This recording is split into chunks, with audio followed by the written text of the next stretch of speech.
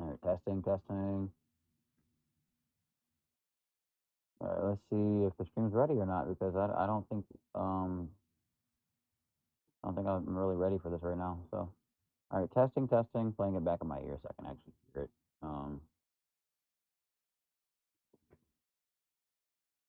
Hmm.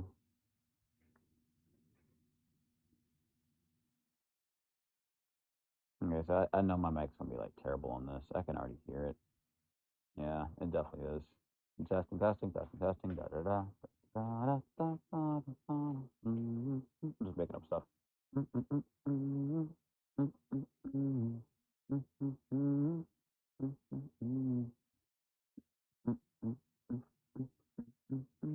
mm, mm, mm. I'm gonna just like play it back in my OBS.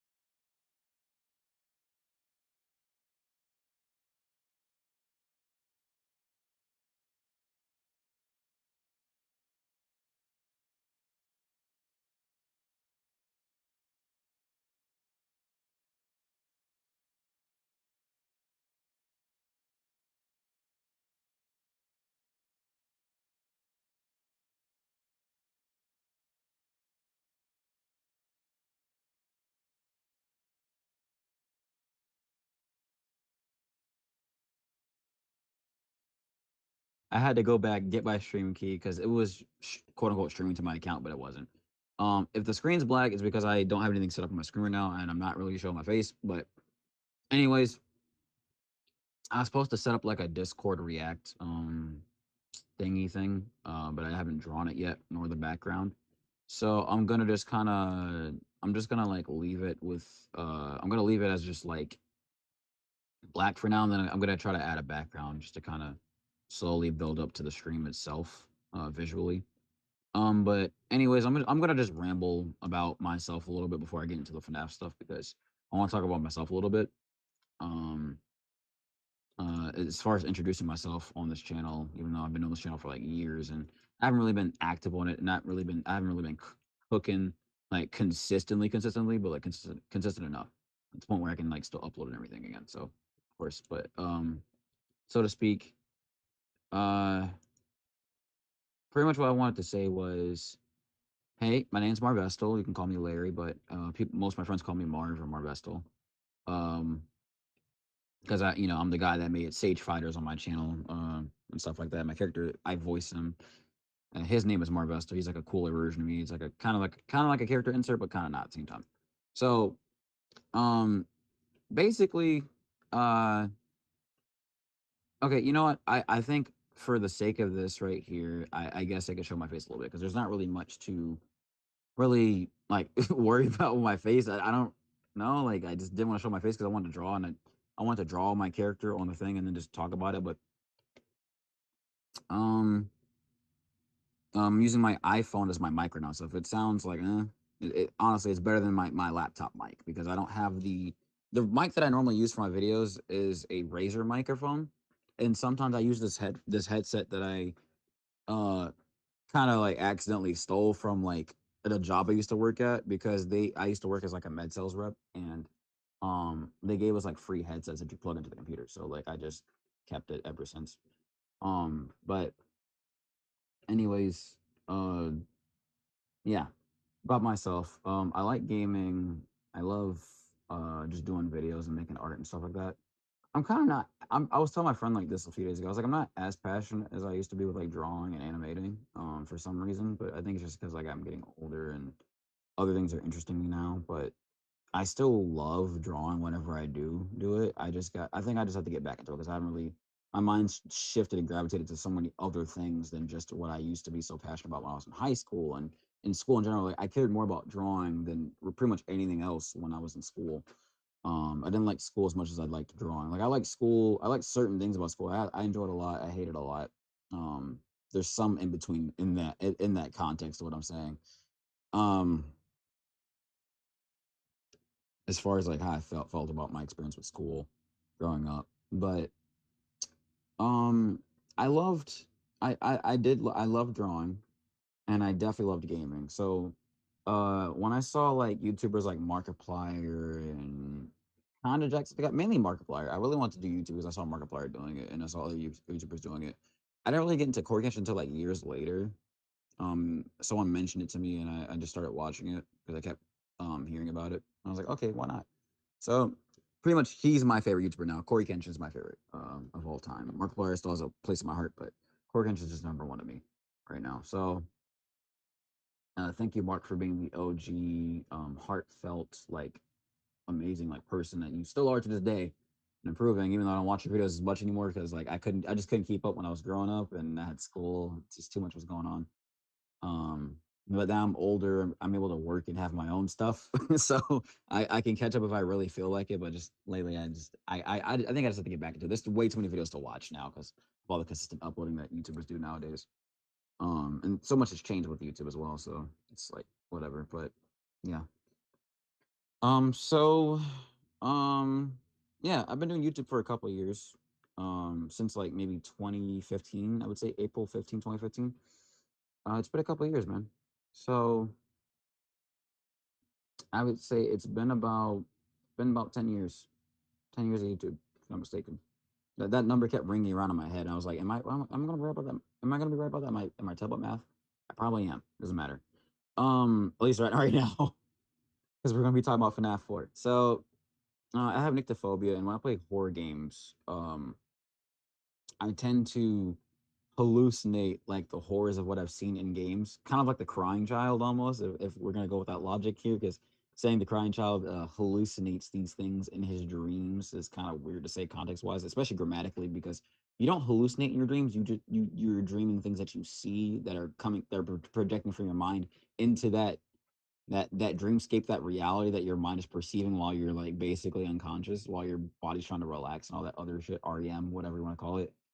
Um, but yeah, nyctophobia. So like when I play horror games sometimes, I like to immerse myself in the dark, especially but it's sometimes hard to be alone and I have a hard time doing it, especially when I'm alone in the house.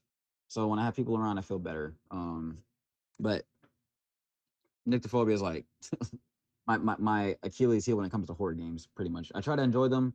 The best way I can really handle a horror game is like to talk shit to kind of like de-scarify myself when playing games, specifically Slenderman.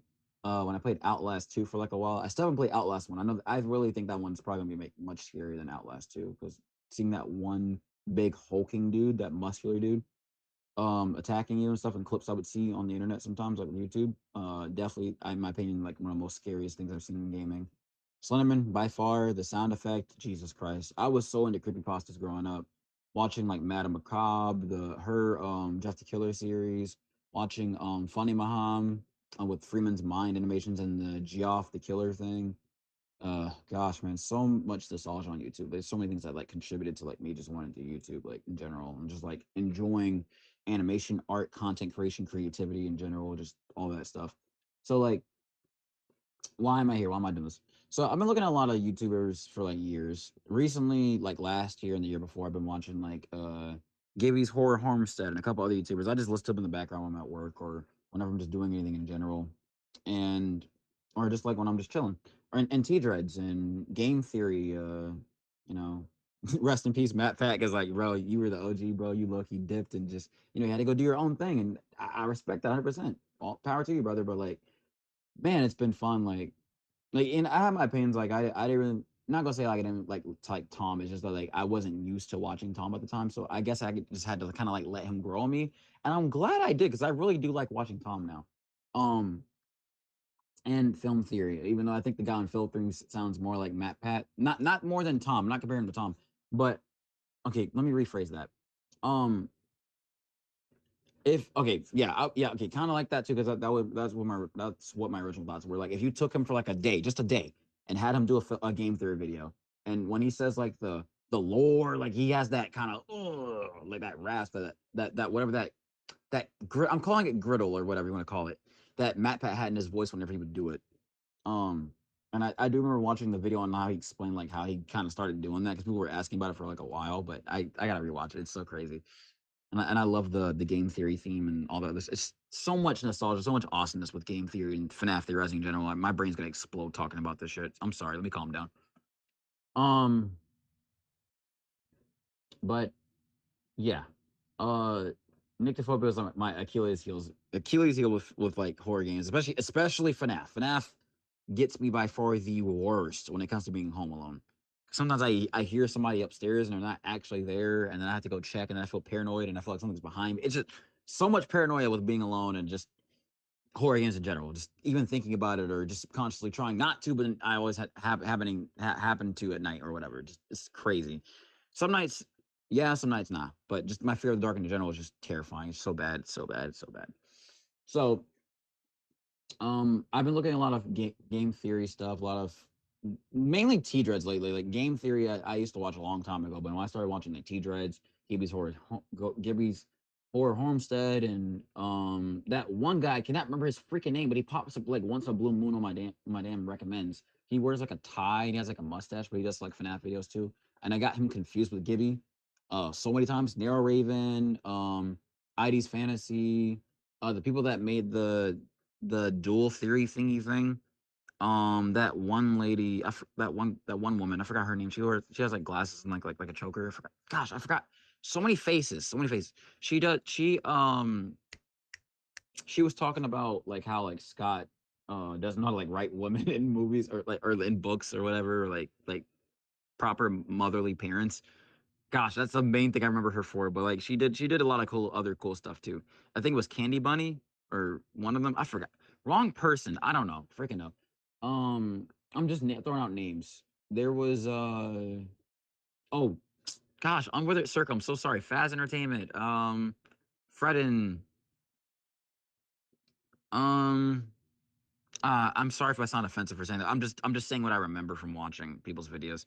Uh Pretty Grumpy Bear, even though she's not doing YouTube anymore. Gosh, she was such an OG. I kind of wish Markiplier and a lot of them did FNAF theories and stuff. That would have been so cool just to see them like kind of like fuck around and be stupid about it, like or like be actually cracking onto something. Give me a second. So if you hear something in the background, probably my friend or the laundromat, the frick laundromat, frick, the dryer machine because it just does that for some reason. Um, but after a while being used. But anyways, yeah, I watched a lot of FNAF theory videos, especially Top 10 Gaming. They don't even do videos anymore. I don't know what happened. I don't know if they went dry. I hope they're alive and doing well. I really do. Also, this video ever blows up for whatever reason, because it's definitely not going to, but if it does, then you know, thank God. Um, I really hope Jack Frost Minor is doing well too, because I know COVID was going on. I really hope he's alive and well, but if not, then rest in peace, Jack. I miss you a lot. AGHQ, I don't know what the heck happened with you. Um, I don't want to talk about YouTubers or drama. There's so many things I could talk about on this stream right now, but none of that's FNAF related. That's not what we're here for. So, um, yeah, I've been on YouTube for a while. I have nyctophobia when I play horror games. Sometimes I get over it, sometimes I don't. Um, Freaking dryer. Okay, I'm gonna fix that in a second. But anyways, I need to put some type of character right here because you guys are looking at a background and there's nothing else here. Um, honestly, if I was getting a bunch of views and people were just like watching me to hear me ramble all the time, yeah, that'd be great. But anyways, hey, Mr. Gamer, what's up, man? Been a long ass time since I heard from you, bro. I'm just now checking the comments. So whatever time this was posted, I'm so sorry if I didn't notice. But why did I want to talk about FNAF 4 a little today? First of all, let me stop this dry and check if the clothes are dry, and then come back, take a sip of this ginger ale. I want to show my setup too as I'm talking about this, but I'm gonna get back to it in a second. Just give me like 1 second. I'm gonna get to it right now, but um, I've been doing YouTube for a while. I've been doing gaming. I started the channel because I didn't want to forget my friends from middle school. I wanted to record and show memories of them in the past, even though I didn't really ask for consent at the time. But I was just like, hey, you want to be in a video? Because I'm gonna miss you guys if I never see you again or whatever. Because we're going to high school after this, and people tend to disappear, or you still have some friends or make new friends, and life goes on. So great.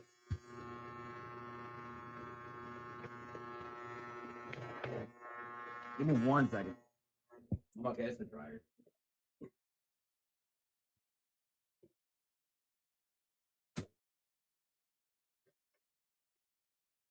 Okay, so clothes are freaking dry. Great. Now I can shut up. Okay, so as I was saying, yeah, that's why I started YouTube. As I got into YouTube, I just got really into editing because there was a YouTuber named Sinu who doesn't post anymore. Rest in peace. To his channel, but I really hope he is doing well. I mean, I know he had college and he moved into other things, but he's the one that. Oh, hey, Ivory. He started. He's the one that kind of like put me on because I was watching his videos and learning how to edit from him, like mainly from mobile. I didn't really have my own phone, so I pretty much like had like hand-me-downs. Like my mom would get a new phone, I would use her old ones. I would share with my siblings or whatever. And then once I got like old enough to have a job and everything, I kind of just kept doing that, and I got my own PC eventually. I started editing on that. Um I did animation too in the past, like on like back then, like when I used to flip a clip, like around that time.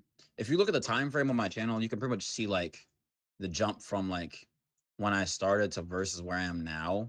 Like where I was at, I had to use like phones because I just couldn't afford it. I wasn't old enough to have my own stuff, and just stuff was just going the way it was going.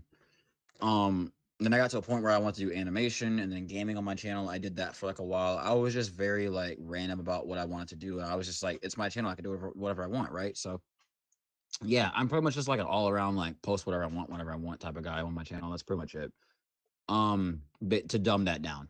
But okay, I think this ginger ale really mellowed me down because I can talk more clearly now. But thank God. Okay. Um, yeah, that's me. I'm the guy that draws like anime art, Dragon Ball, Spider-Man related stuff on this channel. I'm the guy that makes this anime series that I'm kind of calling it that, but it's not really anime. It's more like a for fun thing, more like a cartoon show thing. So I'm gonna just call it a cartoon, an anime-ish cartoon, anime inspired cartoon. So I'm working on the series called Sage Fighters. Uh I've been doing that for like a couple of years. I've been kind of like lazy towards it, but I got some friends that are helping me out for it. So with it, so shout outs to them, Jay, Eli, Nick, like whoever, you know, Sean, like Chris. So yeah, and oh, thank you, Jazzy. Um, so and my brother too. Thank you, bro. I don't know if you want me to say his name, so I don't want to say his name out loud. So, uh, but yeah, been doing this amazing series for a while. Been drawing. Drawing's been like my main thing. I'm left-handed and whatnot. I've been yapping for a while, but we need to talk about the FNAF 4 lore soon. So yeah. I've been working on the setup that I've been working on to like set this whole thing up since this morning, and I've been looking at videos and talking to my friend Jay about some like Sage Fighter stuff or whatever, music motifs, whatever. And after this live, I'm gonna just like hop on and do some music for like a little bit because I just want to. But um, I'm gonna show you the setup real quick, and then I'm gonna talk about FNAF 4 lore. But I just posted a video recently. You can check it out. I did a spider layer swinging video that I recorded maybe like 2 days ago, and I finally was able to like render and export it on my other laptop. So I have two laptops right here. I got a couple things that I want to show off before I talk about the FNAF 4 lore. I'm not going to talk about really much on it, but the FNAF 4 lore thing I definitely want to talk about because I have a lot of stuff that I have written down that I just really need to get off my chest and talk about because I feel like no one's talking about it. It's bothering me, and every time I look at a FNAF 4 theory video, there's always something that I can pick apart from what the person says, and then I type in the comments, and I feel like no one sees it, and it gets ignored, or the people that do respond to it, they debunk it, and that's okay, that's fine, but I just want to talk about it, I just want to talk about it. So yeah, so a couple things I have here. I have I should just show you, and that should pretty much just sum it up for you. But I love Spider-Man and I love Dragon Ball. Those are my two main things. I also love recently I kind of just started liking Michael Jackson music. Uh yeah.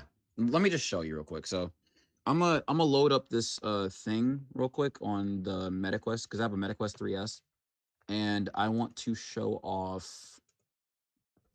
Now let's see. Let's go to Metacasting real quick. I want to show off the what basically took me forever to get the set. The reason why it took so long to set this whole stream up.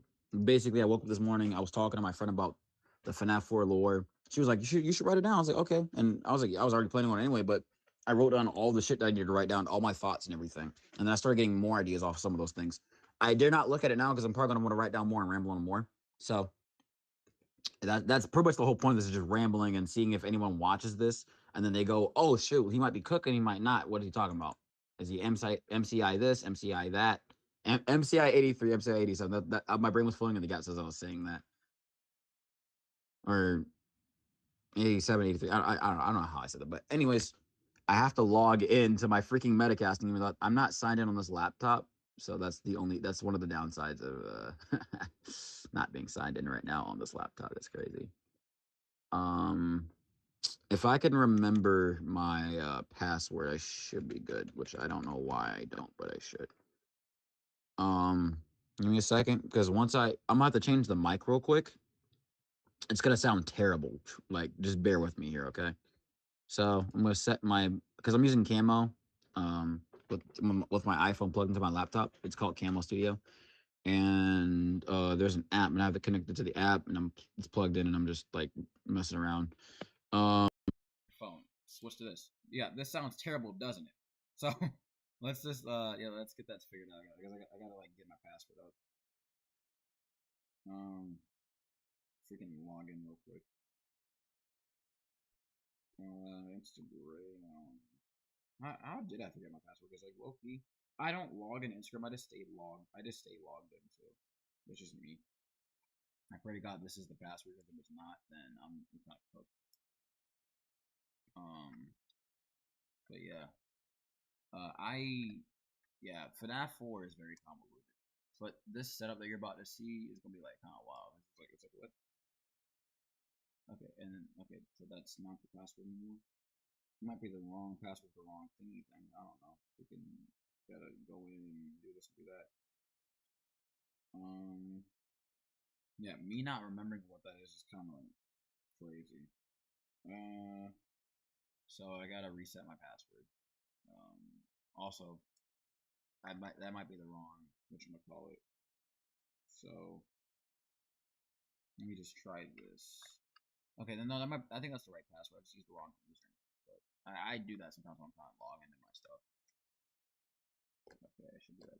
Oh, did it again. Messed up the wrong one. Yeah, that's not it. I don't know, but this should be. Yeah, that's it. Okay, so anyways, I'm about to just log in and just go to Metacasting and cast to my headset so you can see my setup. I'm gonna log in real quick. Pray to God this works.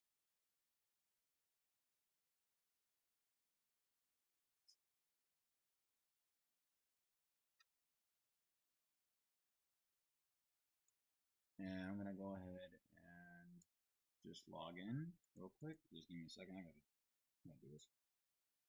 But gosh, we're gonna have a field day with talking about FNAF 4 later today. I'm so sorry I rambled on so much. There's so much I just tag on my chest. It's just what the heck. But yeah. Now I don't think I've ever casted my headset on my actual laptop. Is the laptop that my friend gave me. That's different. I gotta throw my headset in and set it up. So I'm gonna try to probably even cast the mic. No, actually, no. We're gonna just cast the mic from my phone and do it like that. That way it's not like kicking the whole thing. Yeah, I'm sorry. This sounds terrible. I completely forgot how I can't even hear it right now, but I'm gonna hear it later because I was playing the audio earlier back with the iPhone mic to make sure everything is good. But this is definitely gonna sound terrible later.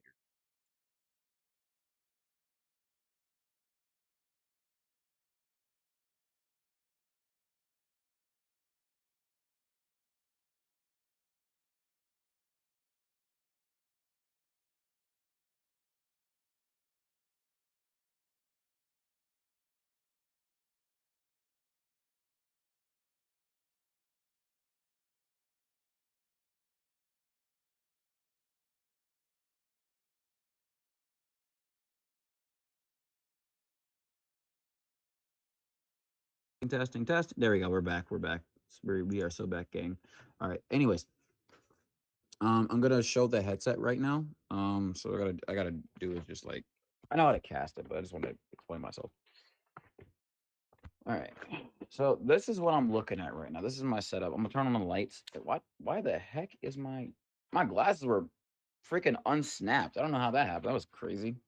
Thought I broke them for a second. I'm definitely gonna get contacts when I get the chance to, because I've been wanting contacts for a while. I've been really wanting contacts. But anyways, and I'm gonna get like the little section cup stick tool thing to take them out of my eyes. So I don't have to use my fingers or use like some tweezer thing. I really don't want to use anything else but that suction cup thing. Anyways, turning on my headset. Should be charged now. Oh gosh. So glad I got this back in January. Holy crap, this is so good. I really love using VR. So turning on the light now. Trying to make sure I don't bust my ass because I'm looking like to the bottom of my headset. Man, I wish I could get Secret of the Mimic for VR. But I gotta wait for MetaQuest. I'm not finna just mod or do whatever with that thing, the whole thing. I ain't gonna lie, it's kind of creepy when the background is like completely gray before it loads anything on the screen. It's kind of rare that my headset does that. Super hot VR demo. I had a lot of games on my headset when I first got this thing because I had Meta Horizon Plus or whatever you call it and stuff. So, anyways, let me go ahead and just show you my screen so you can see what I'm talking about. So, I gotta cast this real quick. Um, and then I'm gonna talk about the FNAF 4 stuff. So let's go. Should probably let the dogs out a little bit once I get the chance. Um, web meta. So my headset already knows I'm live, which is crazy. All right, so should be seeing my screen in about. I don't like casting to this thing. Sometimes it's like really buggy. Um, I- okay, so I'm gonna explain a little bit my background in a little bit, but we're not gonna do too much.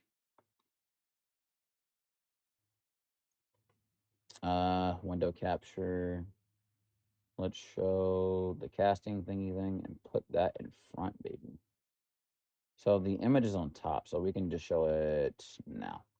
So this is what I'm looking at. So as you can see, it's going. This is my background. Voila. So as you can see, I got my phone hooked up to my laptop. I'm not trying to flex. I'm just showing off if I want to. That's my pal kitty my friend gave me. That's really cool. I rarely use that thing at all. I'm just a ton of games installed up there. This is where I actually recorded the Think Marvesto Think 4 video, which is crazy.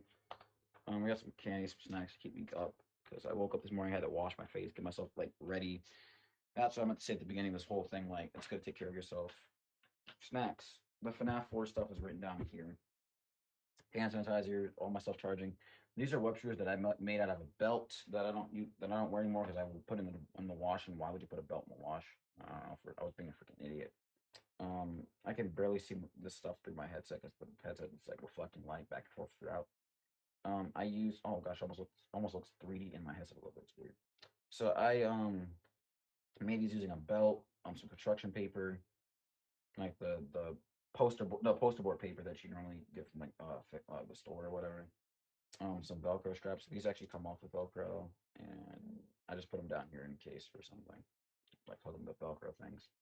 Pretty nice. I used pen and I used paint markers.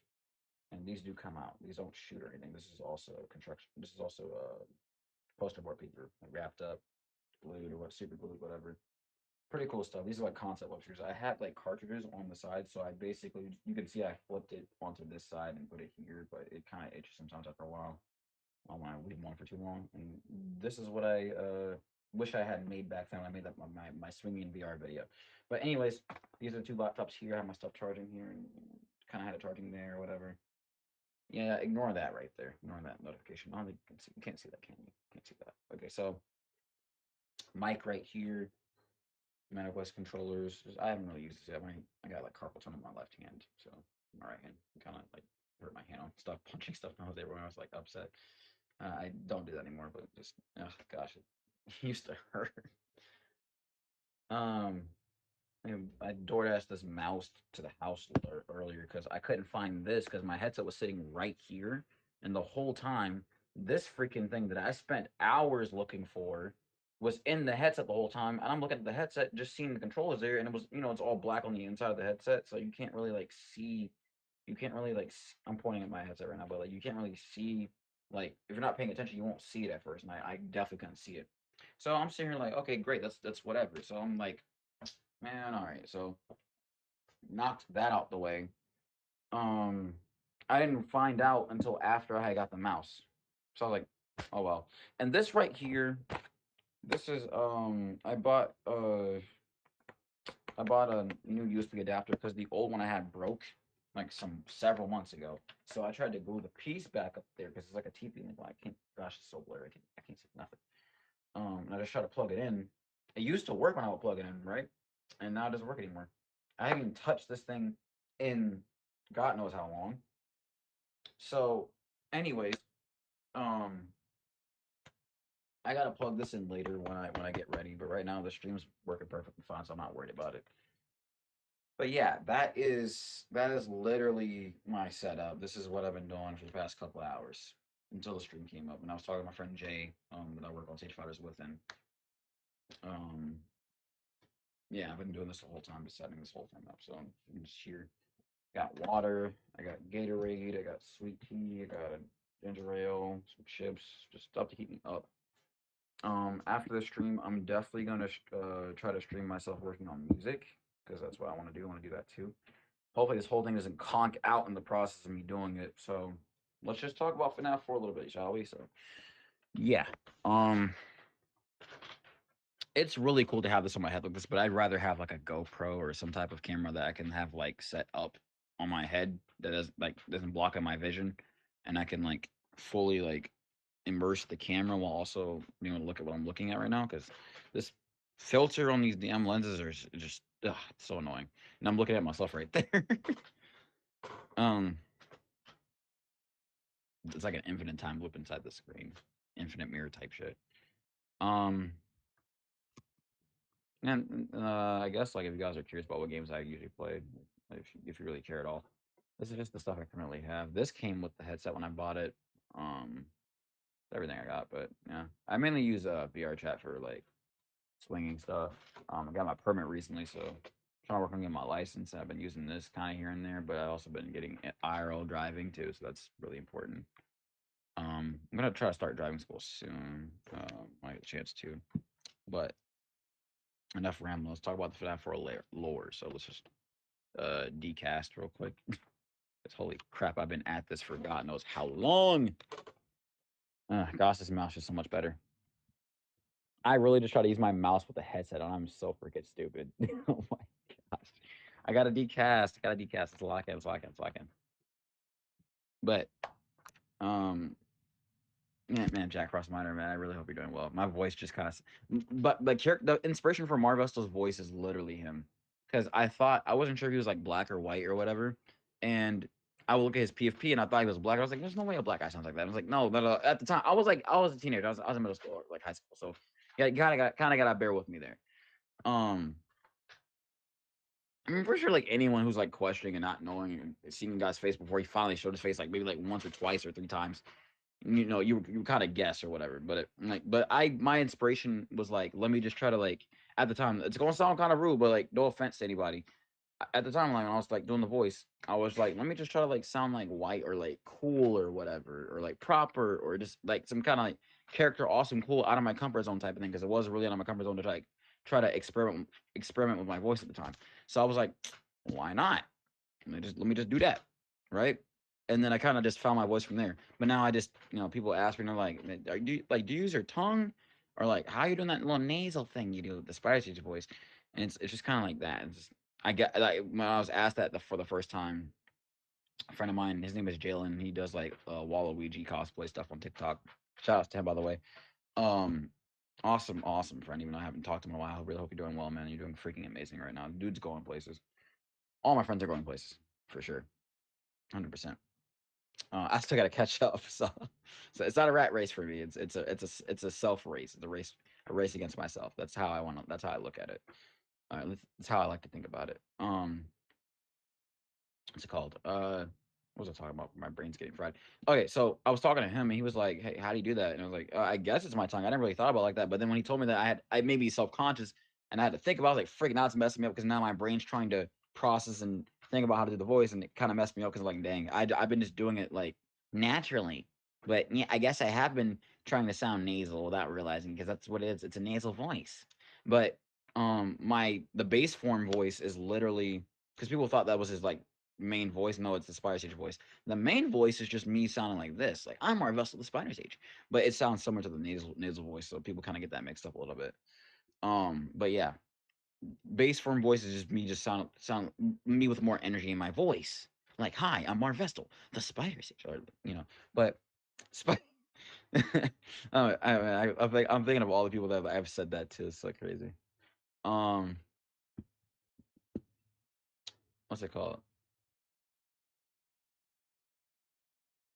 Sorry, I had a nostalgia trip for a second because I remember like telling someone about it one time. I was just like, "That's crazy." uh, not that person would always like make fun of the fact I would do the voice, but it was like all in good fun though, like not in like a bad way. But anyways,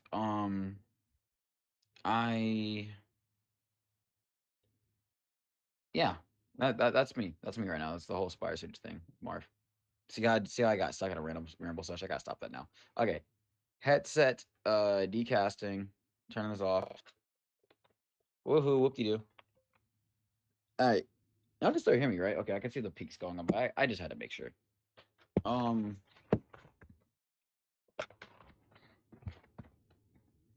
Let me just get my headset on real quick. Actually, I don't think I really need this for the screen because what I'm about to do is I'm just gonna just like show you real quick. Boom.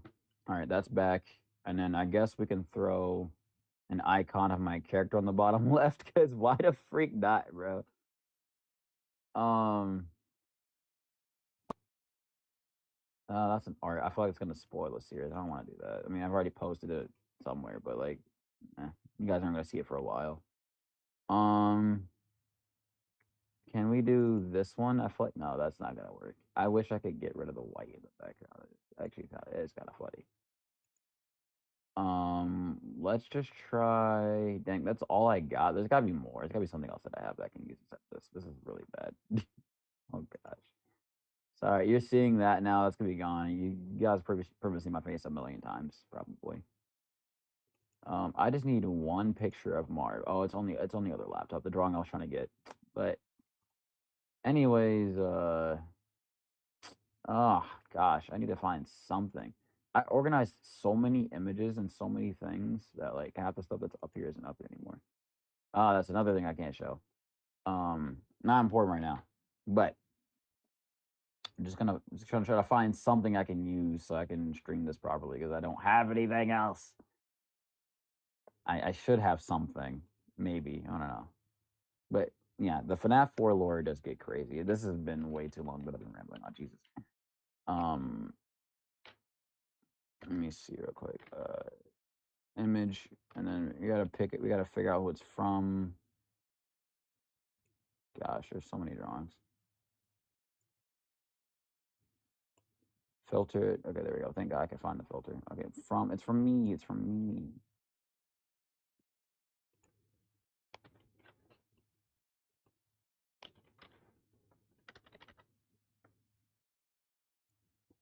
God dang it. It's because streamer mode is on, isn't it? Disable that. All right, there we go. And then I need my image real quick. So many things that I did draw.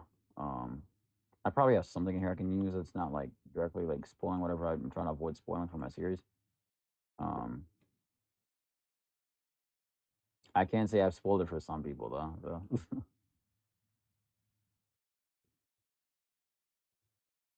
Gosh, okay. I just need one clear, coherent drawing that isn't directly spoiling the lore at all in any way, shape, or form.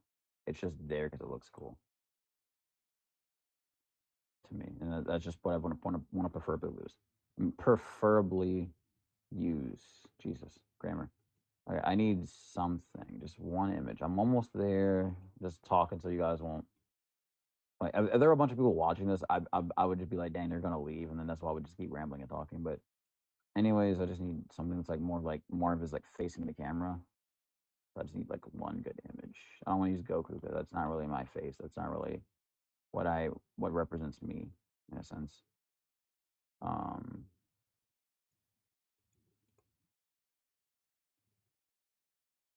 let me see. I just need one good image. I worked on a lot of cool stuff last year for sure. I will say that much. Um, dang, there's so many things in this server that I've drawn over the years. Okay, that's the one I wanted to use. Thank you, thank you, thank you, thank you. Oh, those are the colors for that thing I was gonna work on a while back. We'll probably get to that one of these days. Maybe, maybe. Definitely. I can feel the concept building up in my mind right now. I'm getting too fired up. All right.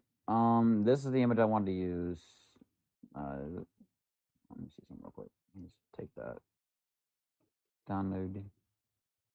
I want to use this. You know, that's way too freaking huge. Just put it. Let's just put it here. This. I think this was my YouTube PFP for a while. A short, brief while.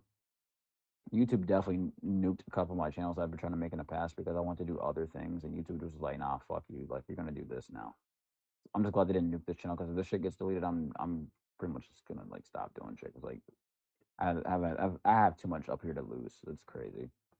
Even though I'm not at 1,000 or 1,000,000 subscribers, I had a lot of things that I was really proud of that I worked on this channel. So like for them to just nuke it because of AI or whatever, like BS, like screw them. Like honestly, screw them.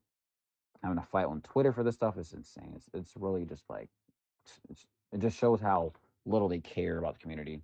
So this is my take. But um, anyways, uh, so FNAF 4 lore, right? I'm just gonna be staring at OBS the whole time while I'm talking about this.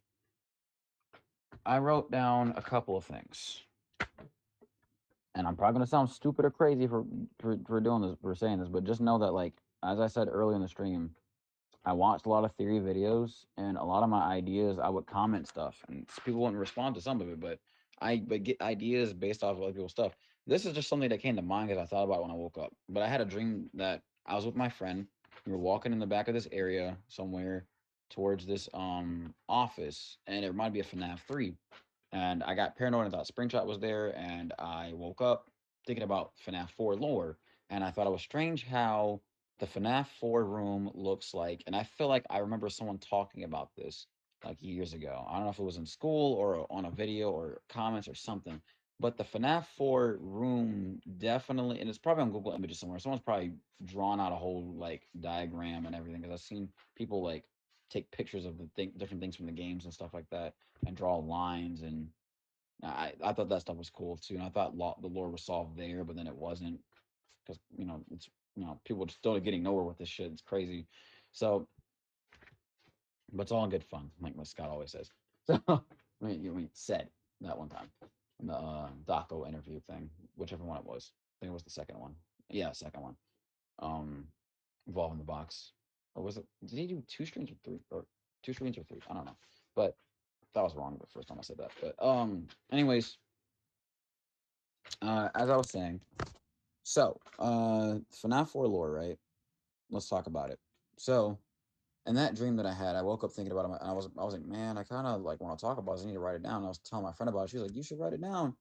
And I was like, yeah, you're right. I was gonna do that anyway, but okay. But so I started writing stuff down.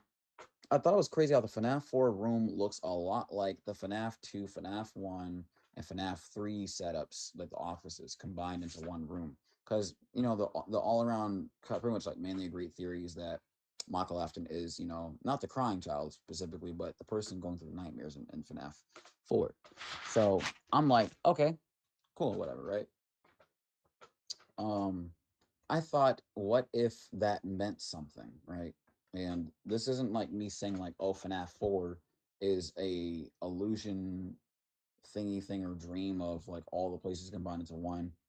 That might be possible. Who knows? But I mean, to be honest, we don't know anything. So we know enough, but not the whole picture of that. That shit's still not solved, and it's like crazy. So I'm gonna just talk about what I wrote down. Oh, I'm looking at the second page. I'm supposed to be looking at the first page. So I wrote down the FNAF 4 office is like FNAF 2, like FNAF 2, 3, and 1 combined. 3 because of the left doorway, 2 because of the hallway closet. Foxy's in there, the Foxy plush. Michael Afton. You shine the light on Foxy and FNAF 2 to get rid of him. You do the same there, and he's all cute and cuddly now. FNAF 1 because of the right door, but you could really just say like both doors to be honest. But I'm saying the right door mainly because like Chica and shit. And Bonnie pretty much comes from. Bonnie does come from the right in FNAF 2, if I'm not mistaken. So it doesn't really matter in that one. That's kind of like a weird flip there. But it'd be kind of crazy if he was the one that did the bite, just because FNAF 1 isn't the opposite of FNAF 2. But I guess switching the place of where Chica and Bonnie are, but still having Foxy come from the middle. No, all of them come from like Bonnie and Foxy come from the left door. Chica comes from the right door in FNAF 1. But I'm saying like I was trying to say like what if Scott changing the order of like because it's the opposite in FNAF 2 with Chica and Bonnie, and I was like my brain was like for a second like uh what if Bonnie did the bite because he switched the order of which vent or opening to come out of in the other game. But that'd just be crazy to say because then that would also be like, well, Foxy comes through the middle and there's no middle door in FNAF 1, so maybe he did the bite. But that logic's like terrible, so let's leave that alone. Anyways, FNAF 1 mainly because the right door. If you were to just specifically go, oh, that's the right door, because FNAF 2 has a hallway and 2 windows. FNAF 3 just has a left doorway, so that's why I said the left 3. The FNAF 3 is the left doorway for FNAF 4. FNAF 2's hallway, like that opening, not the rooms and none of that stuff. The FNAF 3 hallway. No, the FNAF fuck. The FNAF dang, sorry, I'm sorry. The FNAF 2 like opening doorway is like basically the closet because of Foxy going through the middle. It's FNAF 1's the right doorway. So it's a combination of all those things right in my head. FNAF 4, you have to run and close them. The bed's behind you, which is mainly like a new mechanic technically if you think about it. I mean, yeah, you didn't really have a middle door that you could shut in FNAF 1 and 2 or FNAF 3 really. I mean, yeah, you had a vent that led to your office in the front, like in the hallway behind the window where Springtrap sees you, but that's the closest thing to like a door or ventway or whatever, like whatever you want to call it. That's just how I interpreted like the combination of different locations into one thing. And when you think about it, I gotta look back at the FNAF 2 map real quick because I don't know if this is like a thing because this is making me think about it now. In FNAF 2, I wonder, is the FNAF 2? Sorry, is my mic still working? Because I got called. Okay, yeah, it's still working. Is the FNAF 2 map similar to the plush trap minigame? Holy shit, I think it is kind of low key. Kind of, sort of. It kind of feels like you take the office, then there's a hallway with with 4 doorways. Okay, that's pretty fucking close. But then you have like other stuff that's like behind that hallway. So one thing you cannot deny now that I'm looking at this, I'm completely right about this now. Those two, yeah, and they did, yeah, and I was right too. They did switch the order of which one they come from because Bonnie now in FNAF 1, Bonnie comes from the left. In FNAF 2, comes from the right. In FNAF 1, Chica comes from the right. In FNAF 2, Chica comes from the left now. So they switched the order there, which is crazy. And I wonder why Scott did that. That's interesting right there if you think about that. It probably doesn't mean anything, but that is pretty cool though if you think about it. So, anyways, um, it's almost like he's shuffling the characters like cards to try to throw you off from who did the bite. If you think about it like that too, it's kind of cool. It's like a metaphor.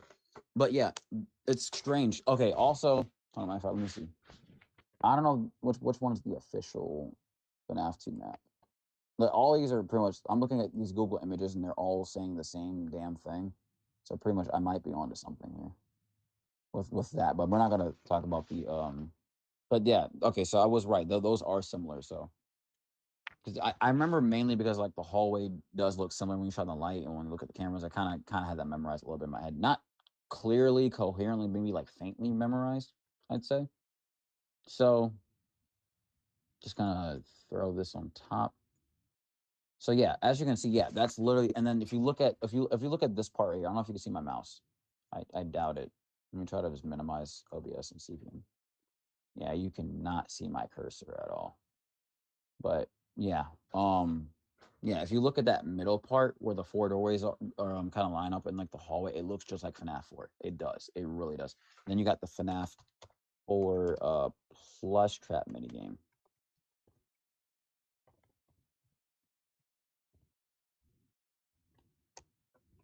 Which is literally the same thing. Literally the same game. Thing map. Okay, let's see. So if you look at, well, this is in Minecraft, I guess, which is cool. Oh, that's really nice. This is the bedroom. Then you go out of here, and February's is like right behind. That's interesting. It's I don't know why it'll be going that way. That's kind of a wait. What the heck is this? Why can't I click on these? Oh, it's that. Oh, that's weird. Okay, okay, this is better. This is better. This is better. Go back. Go back. Go back. Okay, so oh, that's not the plus trap minigames at all. It's something to. Oh, that is crazy how it is tied. Oh, it does line up right here. That's so weird. Um, but anyways, not this right here. Sorry. Uh-huh. That's creepier. But what was I saying? Yeah, the FNAF 4 hallway map and sister location in SL. There we go. The plush trap hallway. I think someone said this is a plush trap hallway right here. That this will make sense. But yeah, it's interesting to me how it lines up with those in a way too, which is interesting. But I felt like I was onto something because of that, pretty much. Um, but yeah. Uh I thought that was crazy. That's not all I wanted to talk about. There's more. It gets more abstract than this, to be honest with you. Um, I do remember typing down a while back about the whole why is Toe Chica missing her beak, but I don't feel like going through all the videos that I commented on because I don't know where those comments are. I'm pretty sure I can find them somehow without having to go through the videos I watched. But I commented a lot of paragraphs on different things based off what people said at certain parts in their videos because I always like timestamp stuff. And then people could like that when people look at my comment. When people look at my comment, they're like, "Why did he say this?" They'll know what timestamp I'm going based off of when I got the idea off of that timestamp of what the person said in that video.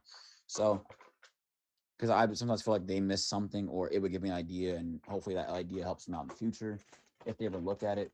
I do remember donating to T Dreads one time and I asked him a question and he was like, they're going to talk about it. And they kind of got into it, but I think they rambled on and got into other things. So, because, they had to stay on topic though, but that was on my Limitless Mark Russell channel. So, sorry, I was eating candy. Ooh. All right. I wrote down everything that was like rolling through my head. I wrote down 4 games, 1 story. I hated writing this down. I wish I had recorded it as I was talking about it because I hate writing down my thoughts because the more I write, the more tired I get of writing. I hate writing so much. Um, plus I'm left-handed, so for me personally, it really sucks. Probably would suck too if I was right-handed too, but anyways. I wrote down 4 games, 1 story, and I wrote down FNAF 1, 2, 3, 4. Because those were the only games that existed at the time, right? So like physically for us to play.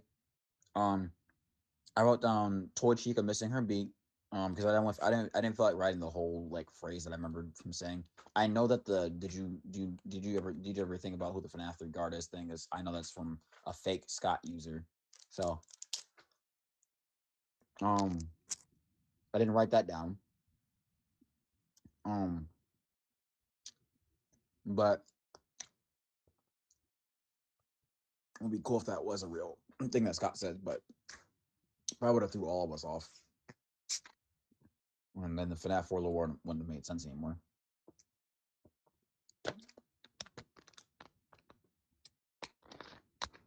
Maybe, but who knows? I mean, if it is Michael, then that's cool. Whatever. It doesn't really matter because we're trying to solve FNAF 4. It could matter if it does aid in solving FNAF 4. We don't know. But anyways, all this cherry one is good. I mean, these little sour punch with that 45 pack. Gosh, sorry, I gotta eat this real quick. Last one, I promise. Last one. Mm, so good. So yeah, why is Toy Chica missing her beak? What is seen in shadows is misunderstanding the mind of a child. Um, yeah, 4 games, one story. Why is Tiny the Tiny Toy Chica missing her beak? Shadow. Well, what's seen in shadows is misunderstanding the mind of a child. I thought a lot of those things are was important in case like I got any ideas from that because for me, 4 games, one story. That's like okay, cool. Now what? Why is the Tiny Toy Chica missing her beak? That could mean a lot of things. It could have to do with William Afton. We didn't know. That's still kind of theorized to this day because of the whole, just trying to figure it out in general thing. For me, I thought because of the whole FNAF UCN stuff with like some people talk about how, Chica's supposed to represent William. I thought, okay, maybe if we go back to FNAF 4, maybe Scott was trying to tell us that Chica represents William in that game. But not really much to go off there, I guess. But I mean, maybe it could mean that, he used the beak to, kill his victims or do something with the beak. Or maybe there's something in the beak that, we don't know about, like how in SL there was all those like hidden design features we found in blueprints. That's possible. Like we don't know. Like I wrote that's personally what I think is. I think it was the beak is like special. Maybe Chica did. Maybe Toy Chica did the bite. I don't know. What scene in the shadows is misunderstanding my child. But if Scott said 4 games, one story, I feel like the other two hints are just mainly referencing FNAF 2 and FNAF 4, and there's no FNAF 1 and 2 references in there. I mean FNAF 1 and 3 references in those comments. I feel like there should have been more in those. But I was like, nah.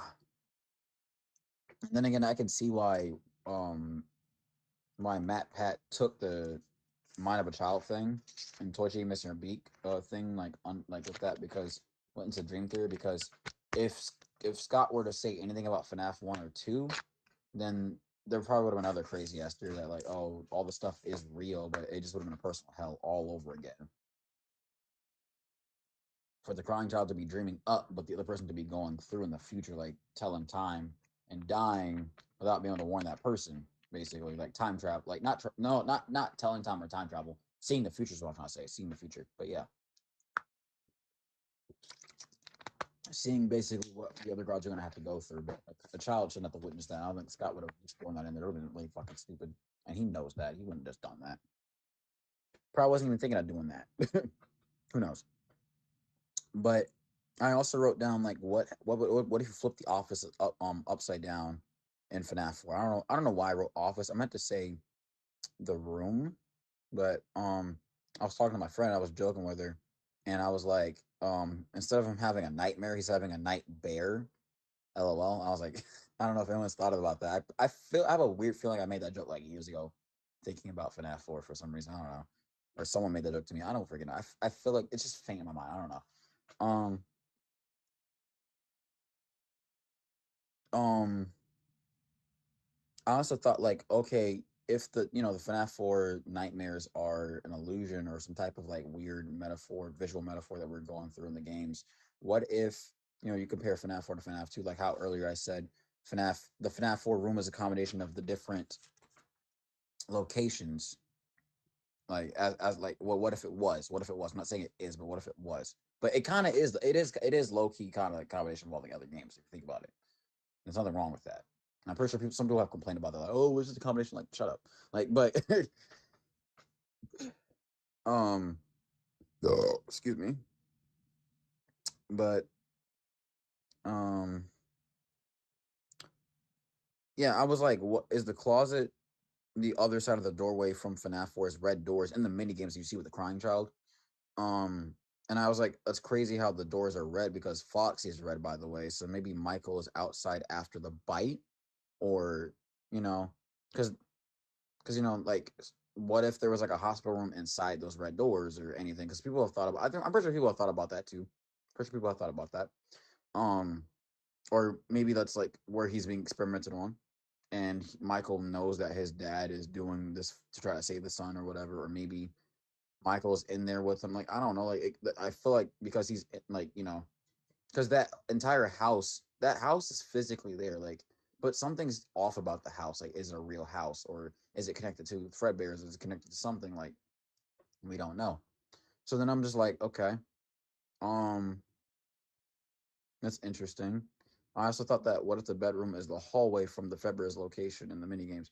What I was saying about this, you know how in FNAF 4, if you look at the FNAF 4 bedroom and you look at the mini games of when the Crown Child's in, well, the location that he's in, whether it's Fredbear's or Freddy's or what, or a Freddy's location or whatever, if you line up where he was walking with, yeah, okay, first thing, let me fix that closet thing I was talking about earlier. I was saying, what if you go to the closet, like if you break through the illusion, if it's an illusion, and you go to that closet and you come through those red doors and you end up in the Freddy's location? Because, why not? That's since the Foxy plush is there and Foxy represents Michael in some certain context of the lore of FNAF in general. What if Michael's on the other side of that thing? You know, and that's something I kind of thought about. Also, I just thought about this. What if the Foxy plush is trying to tell us that is Michael that we're playing as, and we just didn't know? That would have been crazy too, But yeah, back to the other thing I was talking about. The FNAF 4 room in comparison to the location that we go to in the mini games of FNAF 4. So I thought about this, right? I was like, what if, how you look at the room and you can go left and right? Like, what if, the whole time you're hallucinating and you're just walking through the inside of that building? And I thought that was kind of crazy because you can't leave the room in the FNAF 4 game. You can only leave that room or wherever you're at once that night's completed or whatever, or maybe you're just stuck there. I don't know.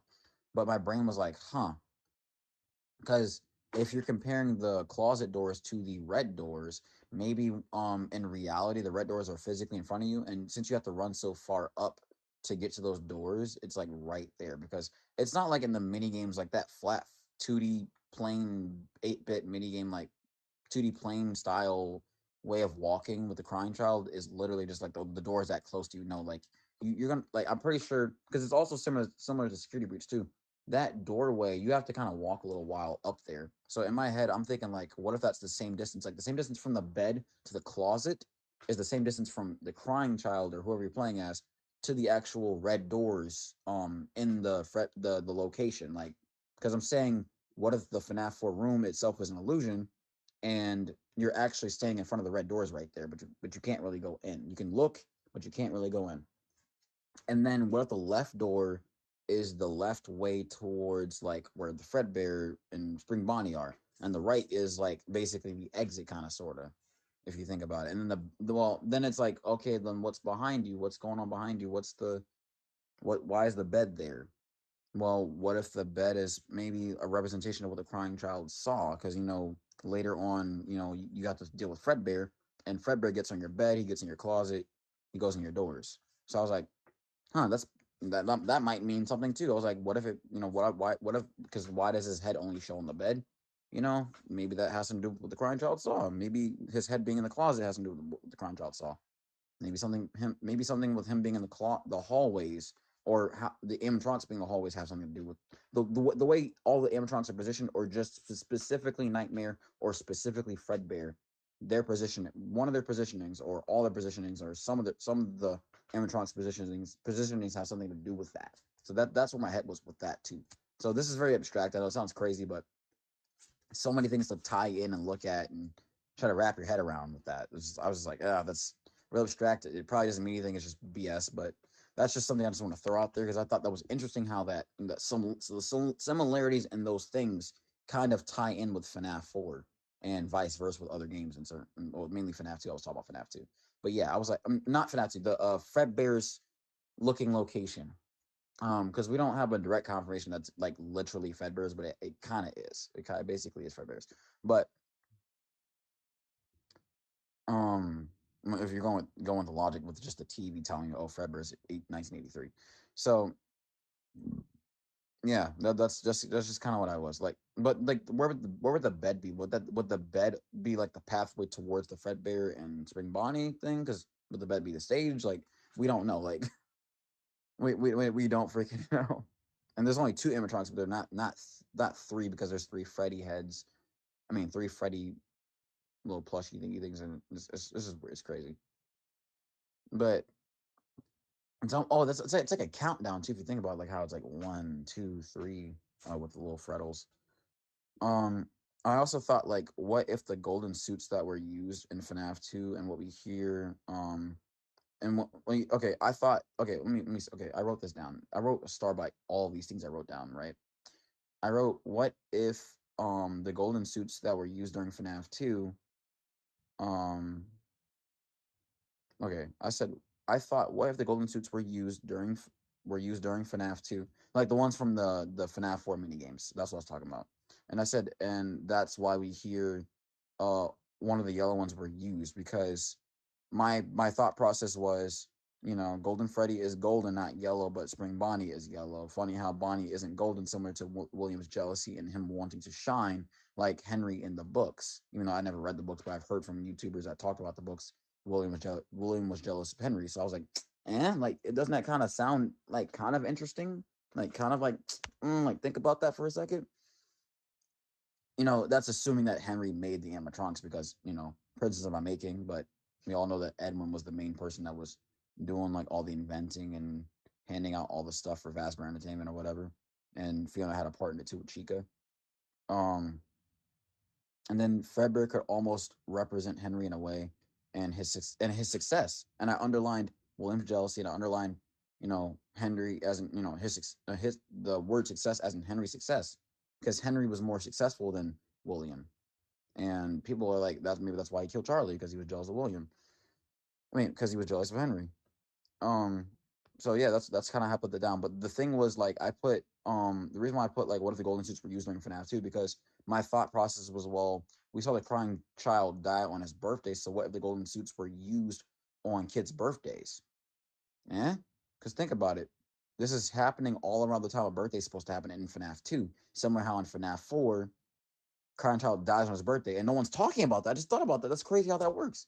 Crazy how that works. And I thought also, what if the reason why a lot of the times birthdays like we talk about the birthday stuff happens in the FNAF games is because um the crying child has to do with birthdays. And what if every time someone has like a really special birthday in FNAF, something related to Golden Freddy or Fredbear happens around that time, just ironically because of what happened with the crying child.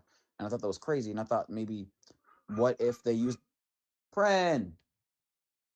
And I thought, what if they use the golden suits to kind of mock the day that the Bite of 83 or Bite of 87, or whichever one we call it, the Bite of 80, well, Bite of 87 is a separate thing, obviously, in FNAF 2, but some people think that the Bite of 87 and Bite of 83 are the same thing and whatever, but I think they're separate, two separate events. So, but what if they use the suits or the whole birthday event stuff to mock the crying child, because it's swept under the rug? So what if they're treating it like it never happened, and they use the golden suits to kind of like make light and make fun of that, or just ignore that, or just like without the kids knowing, or maybe they do know, or maybe without the parents knowing, maybe they do know, to kind of like mock the crying child's death like it never happened, like treating it like a rumor, but also having the golden suits be used purposely for use for birthdays, because that's what I was thinking. Like, what if the golden suits were used only on birthdays, on like special birthdays, or just birthdays in general? Because normally you just party and you have fun, but that's there's holes in that too. I wrote down because um you see the suits on the stage in FNAF 4 before his birthday starts. Technically, well, no, you don't see them there, but they are there because the shadows are showing. But we don't know. The shadows could be something else until we get there. and then we see them.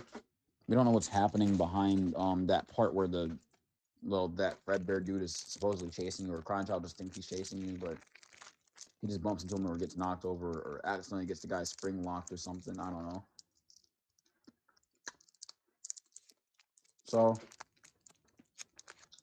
maybe he's crying because he saw someone get spring locked and he couldn't do anything about it, so he ran away. And then maybe that guy that chased him stopped and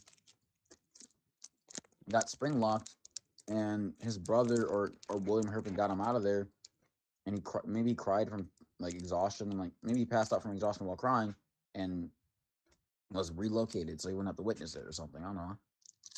We don't know, because anyone who got spring locked, you gotta remember, they never closed the place down because of spring locking. They closed the place down because of murders that happen outside the location or inside the location with kids. Just think about that. Actually, no one's talking about that. I see. No one's talking about how crazy that is. Y'all don't shut down the location when people get spring locked, but y'all shut down the location when kids get killed. That's crazy. But in FNAF 2, they clearly don't give a fuck if someone happens, if the kids get murdered outside the location. But when it happens inside the location, that's when it's a problem because they don't want bad business. They don't want to get shut down. So, of that logic, that's what I'm throwing at y'all right now. That's crazy how all these things kind of tie in. No one's talking about it. That's strange to me. And maybe I'm missing something with those two. But these are just ideas I had. So think about that. Like seriously, like, think about that. It might not be important, but I just thought it was interesting. Um, but yeah. Um, and I was like, okay, going with that logic of like, what if they only use them for birthdays, mainly for birthdays? Um, I was like, and maybe that's why the happiest day happens, because I had to think about it and remember this for a second, because I thought I was losing this, and I was like, oh god, thank god my brain finally like clicked and remembered what I was thinking like minutes before I wrote all this stuff down. Is because the FNAF Force. Okay, maybe that's why happiest day happens, because in FNAF, because happiest day is the FNAF for Crying Child moving on after the pieces were put together. That's the way I think saying that phrase wise hits hard. I think that slaps, because think about it. You had to do specific things in FNAF 3 to get happiest day. That was you putting the pieces together. I think in one of the theory videos but FNAF 4, you're doing it again. And I'm not saying you're getting happiest day in FNAF 4, but I think happiest day is you putting the pieces together in a different context, in a different way, in FNAF 3 versus FNAF 4. FNAF 4 is just putting the Cron Child back together, I think, in some way. Or maybe doing something else. Or maybe putting the pieces of the story together, the actual story of FNAF. Not the Cron Child specifically, but the actual story of FNAF. FNAF 4, I think, is supposed to reveal the true story of FNAF while also combining that set story that was supposed to be found in FNAF 4 with the rest of the lore as a whole to make it all coherent and one completely recontextualized but still the same narrative slash lore story of FNAF. So since we didn't get that, we won't ever know, I guess, for now. But who knows? Maybe this will help out with y'all. But think about what I said. Happiest Day is the FNAF 4 CC moving on after the pieces were put together. Because think about it. I told my friend this. Notice how when you complete Happiest Day, what happens? All the heads fall, all the masks fall, but the last one to fall is the puppet. The Crying Child or Cassie or whoever is the Golden Freddy thingy thing, or Febber or whatever, it moved on, but the puppet didn't. Why didn't the puppet move on? So that would mean that either none of them moved on, or Puppet and Golden Freddy just didn't move on, and the other four didn't move on. But not those last two, because they were still kind of like vengeful. Because like even in the FNAF 2 movie, don't want to use that, but the FNAF 2 movie, I almost said Cece or Chi Chi or Charlie or something. Okay, yeah, that's her name. Yeah, my brain was like out of context. Just the name Charlie, not the character Charlie. Um, Charlie is vengeful in that one. She possesses all the animatronics. She just does crazy shit there. Um, But I was like, it's crazy how, yeah, but yeah, I okay. She's not Andrew. She's not the vengeful spirit. Crying child might more than likely is, especially going based off that recent T Dreads video. Um, Posting this around the time that was posted a couple days ago, so a couple hours ago. So but yeah, that's just what I wanted to say there. What if the nightmares take place during or after the FNAF 3 fire? Because in my head, I was like, what if, the guard we play as, doesn't matter who it is, we got knocked out, right? And we're going through the nightmares while the whole place is like in rubble, clearly in rubble, because in such a location doubles down on that newspaper that shows Springtrap still being there. Um, that, because at the time we didn't know Springtrap was alive or he survived or his suit was just there, but I mean, shoot, what if he killed the person that took the picture? We don't know. Like, there's so many things we gotta think about that with that, right? So everything's just so vague with that shit. So crazy. Um, but I was saying, like, what if under all that rubble, the guard in Springtrap are both simultaneously knocked up? Because you can see in the FNAF social location, the place looks like it's burned down already, or Springtrap is in the safe room and they're about to go get him and bring him to the FNAF 3 location, or he's already in the FNAF 3 location ready to get up and go for the guard, or maybe that's him waking up after the fire, like whatever, right? Um, What if the guard is going through nightmares for days because they're working on, finding the body. They don't mention the guard at all in the newspaper. They didn't say whether he died or whatever. We don't know the fate of the guard.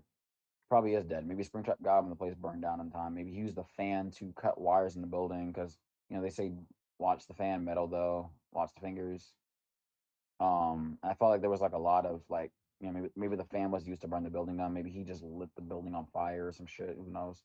Maybe it did just happen to catch on fire for some reason. Maybe Springtrap had something on his suit that, um, like basically it was like a match and whatever was like near him was like flammable and it got set on fire because that place is oil. I mean, not oiled up. Fuck.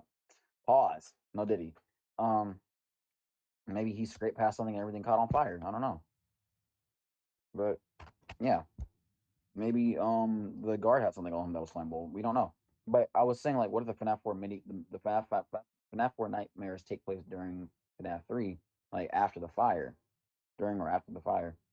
Some people have said that about like what if it takes place after or before FNAF 3 or during FNAF 1 or in between FNAF 1 or after or before FNAF 1 or same thing with FNAF 2, whatever, et cetera, et cetera, et cetera, right?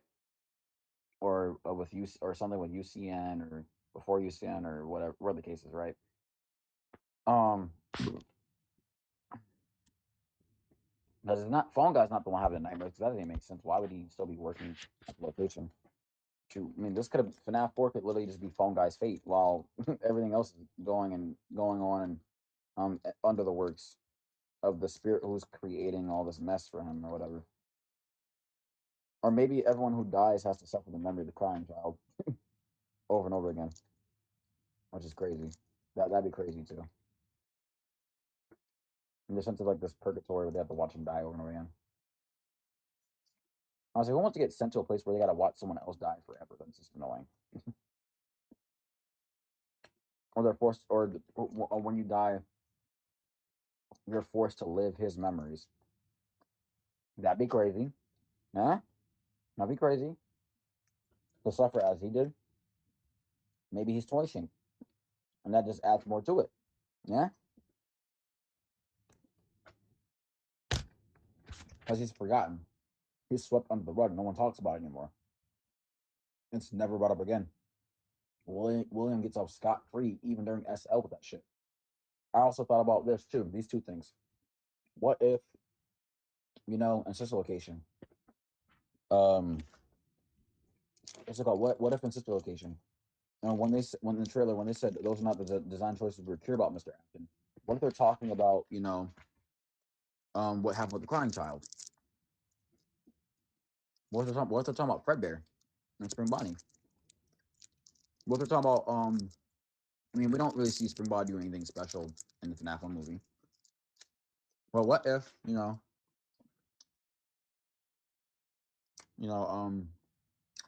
what's it called? What if what's the other thing? Gosh, I might lose it. No, Frick, I lost it. Dang it. in the candy. Threw me off. Oh, the sister locations, but in the FNAF 4 trailer too. Yeah, that's what I was talking about. That's what I was thinking about. What if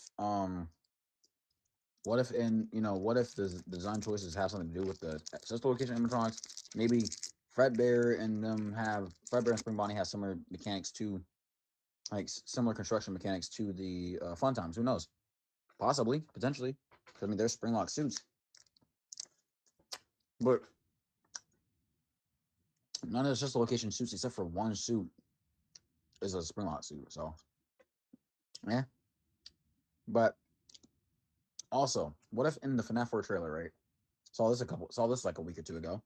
What if the one speaking to you in the trailer is the Fredbear plush, whoever the Fredbear plush is, and they're like, "What have you brought home?" Da da da.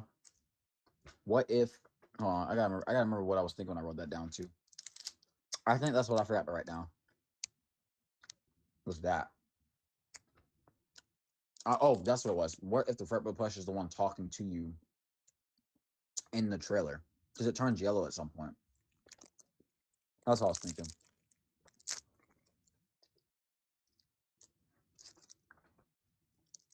And I also think that FNAF, the guy that does those FNAF videos, he was. I think he was genuinely right about that one thing when he said, the FNAF 3 trailer is showing "Follow Me." I genuinely think that's true. I genuinely think that's true. 100%. I genuinely, I genuinely think that's true. I'm sorry, these are so good, but I also don't want to throw up later. But yeah, to me it makes sense.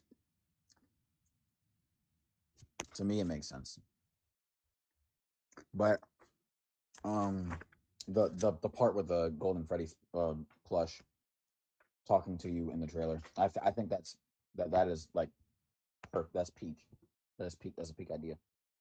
Um, I said, what if the nightmares take place during or after the FNAF 3 fire? We don't know who the guard is, or if they survive. They could be trapped in their mind, and or the FNAF 3 location where Springtrap is under all that rubble. This is me ignoring the books, by the way, because I'm talking about the log book specifically. I should have wrote that down.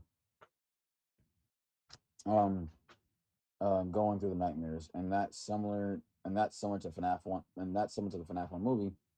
Um, with how Mike uses dreams to try and fix what happened or fix what is broken. If you think about it, hence I will put back together line. Um, basically, I was saying like in FNAF 3, if the person is unconscious after the fire, they're somehow still alive. And they're going through the FNAF 4 nightmares. Maybe they're being used to try to create happiest day, and maybe my thought was maybe happiest day requires you to be dead or unconscious to try and like solve it, basically. And I was saying basically you're being like sent to fix what's broken. Happiest day is fixing what was broken, just like how I said. FNAF 4 is putting pieces together. Like I mean, FNAF 4. Happiest day is the FNAF 4 crying child moving on after pieces were put together. That's kind of how that ties into that too. But we're guiding the crying child. We're guiding or whoever or someone's guiding us in death or in unconsciousness or in limbo, or whatever, or between life and death to do that. Sounds like FNAF Juniors, doesn't it? Sounds like the FNAF Juniors fan game. It's crazy. Maybe that's maybe someone got their idea from that logic or some shit. We don't know. I mean I don't know. I didn't look into it that much. That was a really scary game though.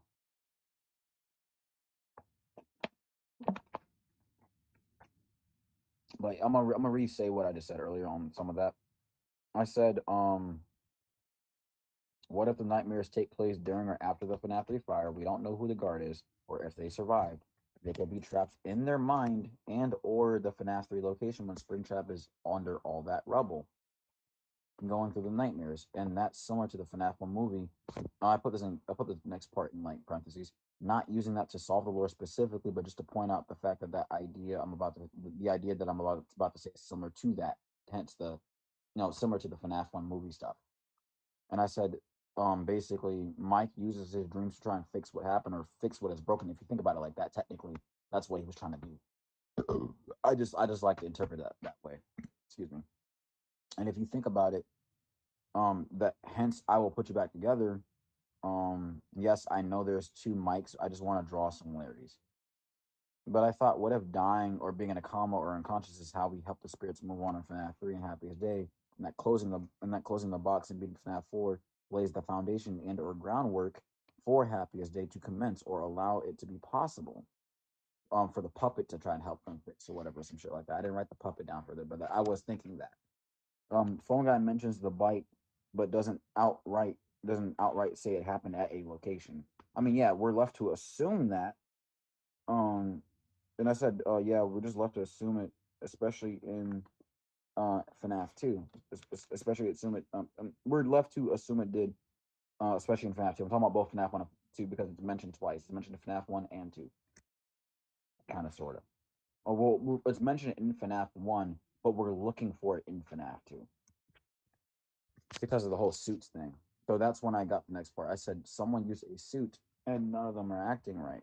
A yellow suit, none of them acting right. The FNAF 2, and I said that ties in with the FNAF 2 slash FNAF 4 bite. And maybe that has something to do with William or just Golden Freddy or Golden Freddy's spirit, whatever. And I said, what if okay, oh, that's what I did. So when I wrote someone used a yellow suit and none of them are acting right, I put maybe this has something to do with the FNAF 2 or FNAF 4 bite, either the bite of 83 or the bite of 84. I mean 87. And I said maybe William was the reason why the bite in FNAF 2 or FNAF 4 happened. Maybe the spirit of Golden Freddy. Maybe Cassidy is the Ferber plush and is talking to the crying child, or maybe it's William. Either one of them had something to do with that bite. Maybe William was inside the suit and got him bit because you could wear them. Maybe he used a remote and got crying child bit, but the mouth was already moving by itself.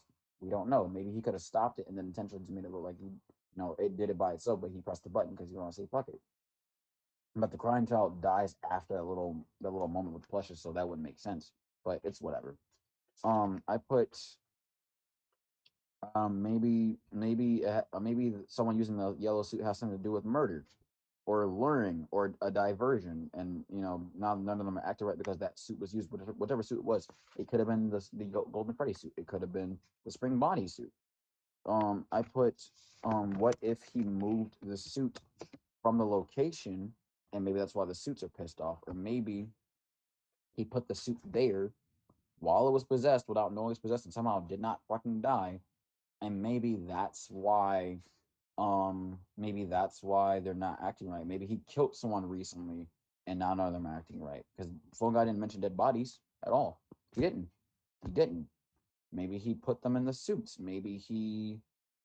Um maybe him being there spawned Golden Freddy, and Golden Freddy went looking for him and couldn't find him because he was hiding in the safe room, like a what.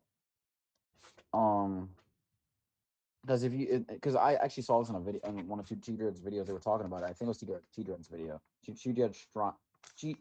Dread's stream. I think I commented this on one of his videos. I said, "What if the reason Golden Freddy is teleporting around because he's trying to find William and he's pissed off?"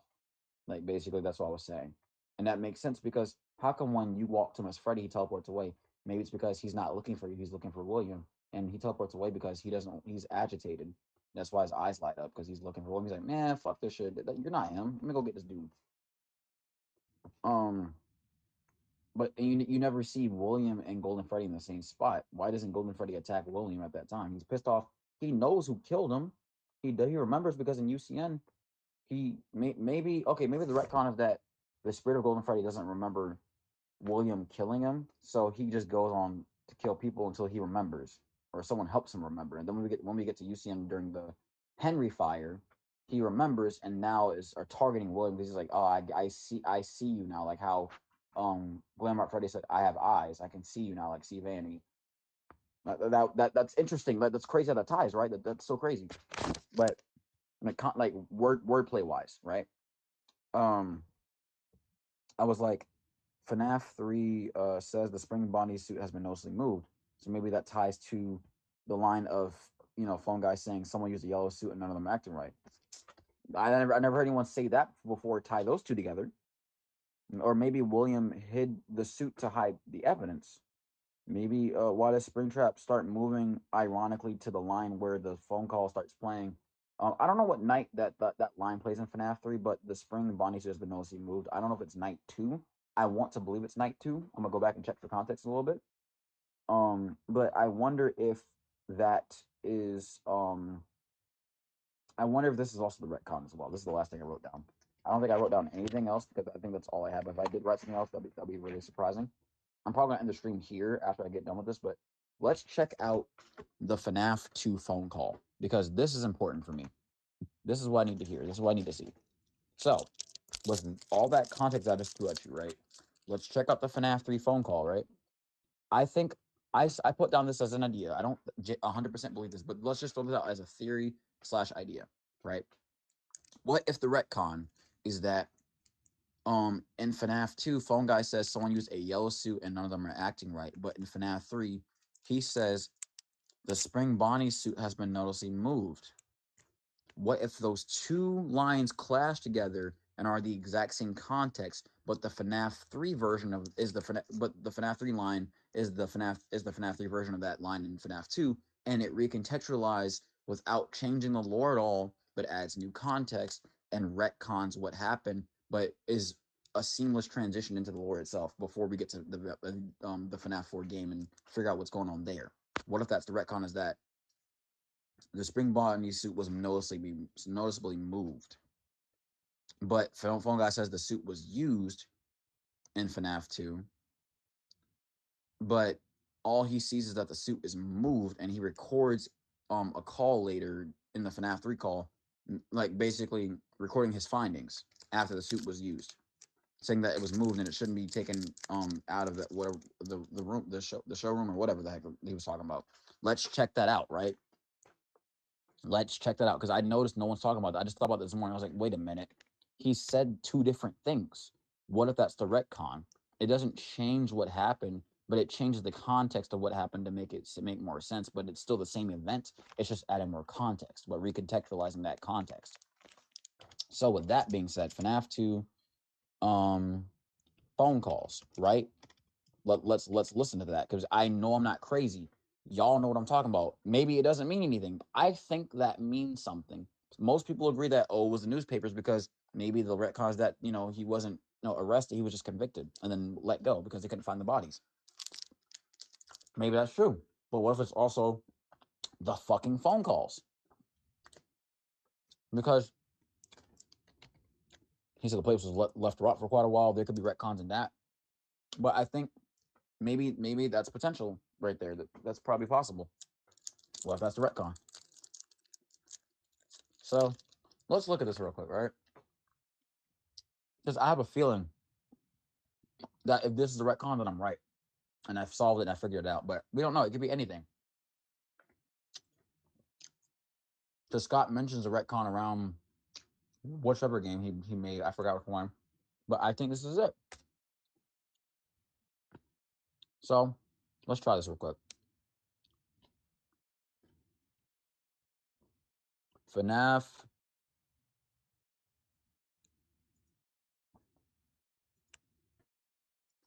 FNAF 3 phone calls. Let's listen to these.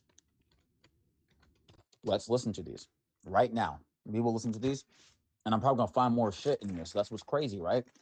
See, this is why the FNAF lore is so crazy. Scott, you have outdone yourself, man. Kudos to you, man. Like, for real. Real shit. So, let's look at this. And I know I'm not tripping. I can't be the only one that have thought this. Because if I'm the only one that has said about this, I haven't seen any of this in any FNAF theory video. Look at those two lines. Someone used a yellow suit and none of them are acting right. FNAF 3 says the Springs bodysuit was noticeably moved. Is it saying that, are these two lines saying that these are two different situations where William has used the suit in two different situations? Does it have to do with one? Does the FNAF 3 line have to do with the Golden Freddy suit? Where he killed the Golden Freddy victim, and does the FNAF 2 one have to do with the MCI, or is it, or is that the retcon where the two lines are basically saying that he used the suit for two different situations, and that's the retcon? Because that doesn't really change the lore. It just recontextualizes, saying like, hey, he did kill all those kids, but in two different situations, but it still happened the same way. And right? And let me elaborate when I say that, because I might sound confusing the way I worded that. I'm saying that the FNAF 3 phone call that I'm talking about, where the suit was noticeably moved, he used that suit to either kill or hide the Golden Freddy victim. And the FNAF 2 line of someone used a suit is that he killed the MCI and hit those bodies and killed them. Even though we visibly see them in the death mini games. But let's just say that he did hide the bodies, right? It makes sense why those two lines kind of cohesively exist. And I'm saying cohesively because they do kind of cohere to each other in a way, context wise. They kind of parallel and call back to each other, back and forth. Think about that. That is pretty fucking seamless. And just, you can't really argue against that. Well, you could probably argue against, like, okay, well, maybe he killed the MCI in the FNAF 3 phone call. And maybe he killed the Golden Freddy victim in the FNAF 2 phone call, or vice versa. Maybe the MCI is in both phone calls.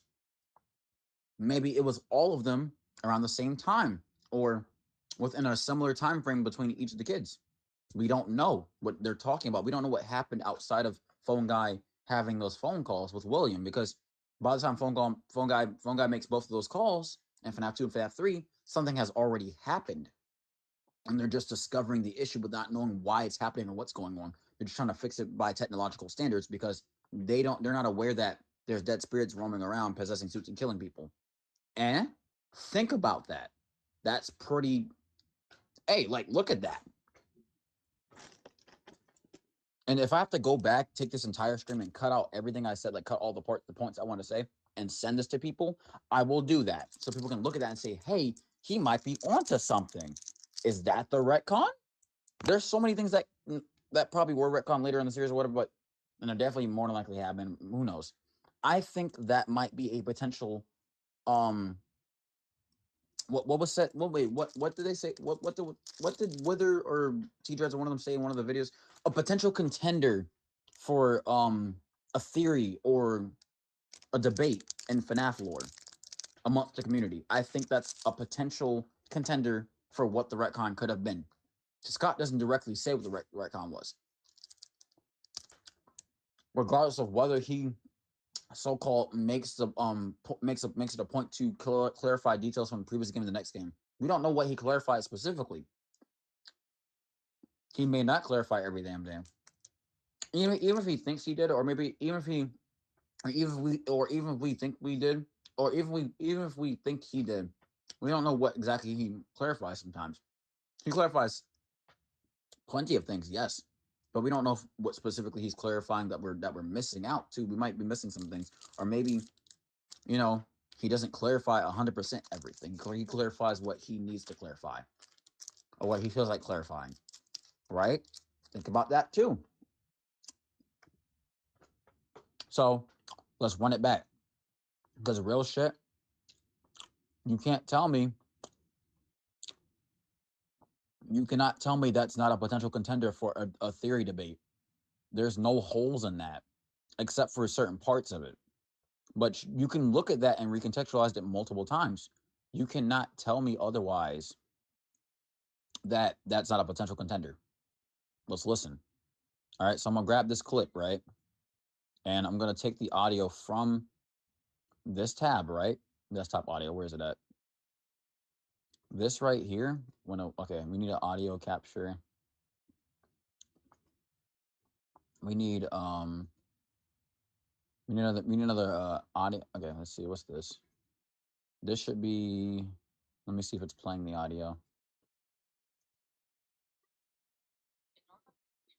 Yeah, that's saying Chrome. I'm using the Explorer thing. So Let me see. Is it this one? Cheering with you. And with more than 10 local Chase branches and 5,000 nationwide, we are right beside you, All Norfolk. right, so let me pause that, right? Let me look.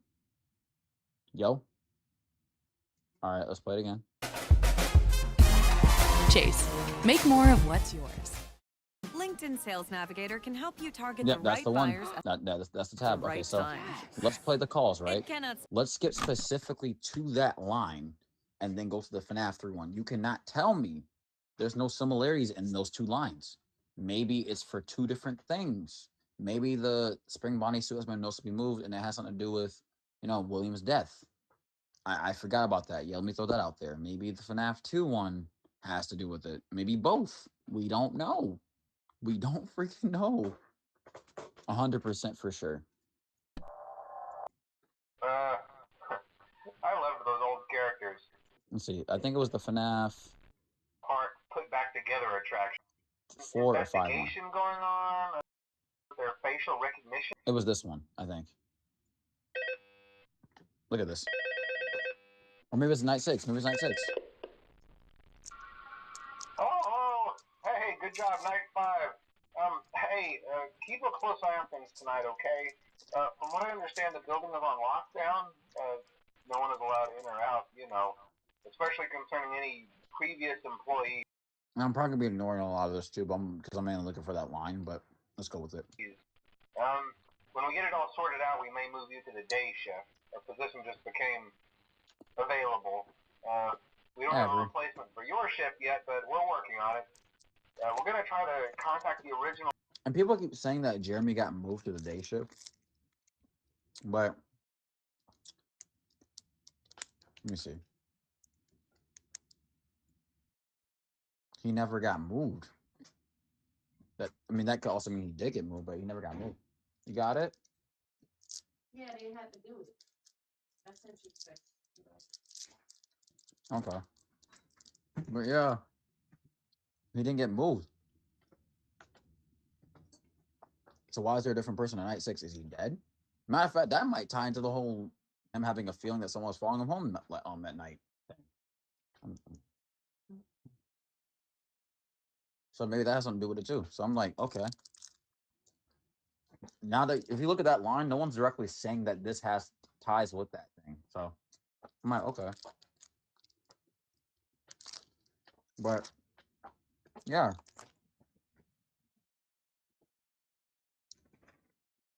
Yeah, I'm gonna take this one. You can take them with you. But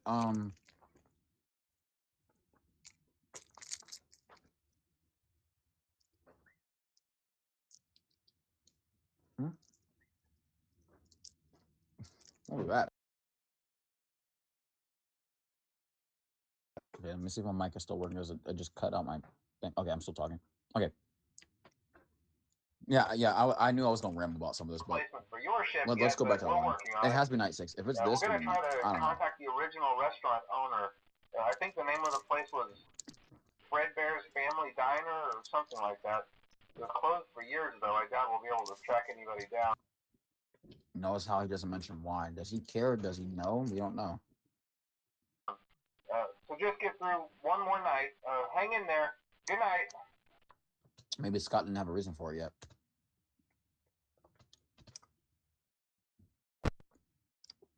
Here we go.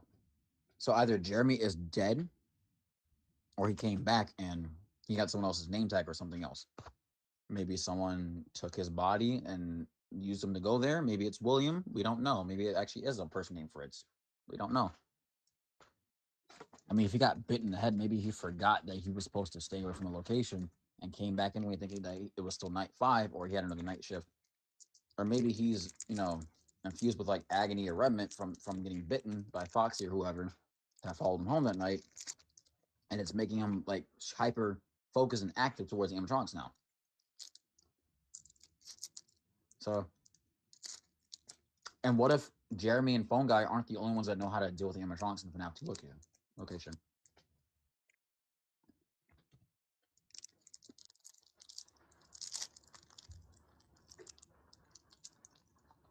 Here we go. Here we go.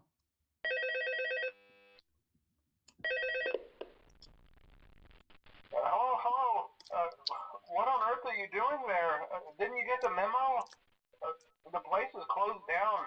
How else would phone guy know that it's still Jeremy? That line is very flexible because it could have been the employee that he was coughing about, trying to talk mess about. Maybe the employee makes him uncomfortable. We don't know.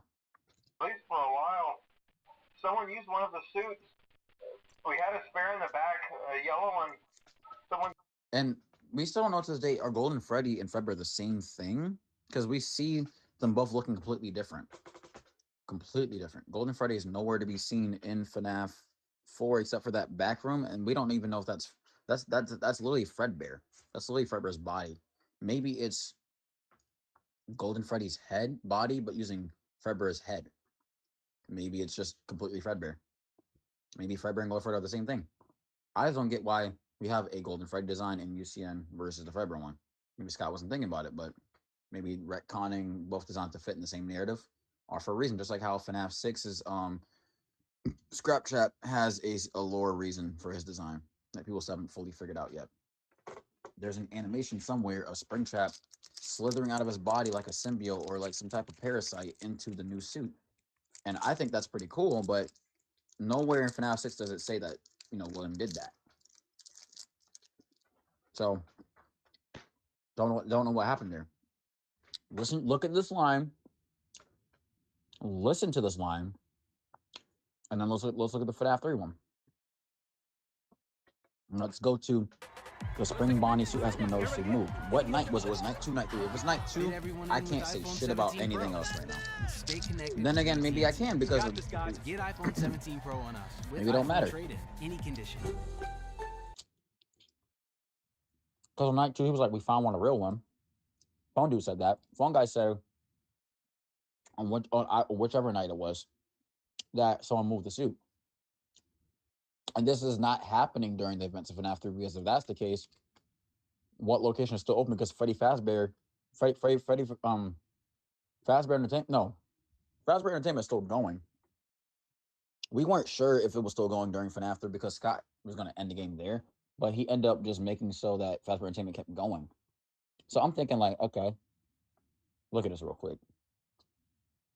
This is my thing, right? UCN could have also taken place before FNAF 3. I know that's wild as shit to say. I kind of have a reason for it, but it's probably gonna be clapped so hard. I mean, I know UCN is about the one you should not have killed, torturing William's spirit, right? William is already in Spring Body. He can't get any worse than that, right? What if, let's say, but he's supposed to be the withered version. Scratch Out's supposed to be the withered version of FNAF 3, so it just kind of knocked us out the way. I immediately noticed that just now. But let's say the reason for it is, oh my gosh, I'm about to forget the reason. Let's say the reason UCN take place before FNAF 3 is because when he says the spring body suit has been noticeably moved or whatever, I had a point that I thought was good. I'm about to forget it. He when William got, because when William got spring locked, 30 years went by around that time, whatever, after the closing for Freddy Fazbear's Pizza or whatever, right? And his body was just sitting there. He found his body and put him here in FNAF 3. And you know how, William seemingly survives UCN or whatever at the end, at least in theory, because of the stuff with security breach or whatever, and the mimic and the burn trap stuff. What if, hold on, let me get all the phone call FNAF 1 through 4. I don't need to do that. It's just FNAF 1 through 4, not all FNAF 4 phone calls. So I'm about to say, dang, what were those? Because I think there's only 1 or 2 that are used in that game. I don't know for sure, but I'm trying to remember. Why is UCN before FNAF 3? Let's say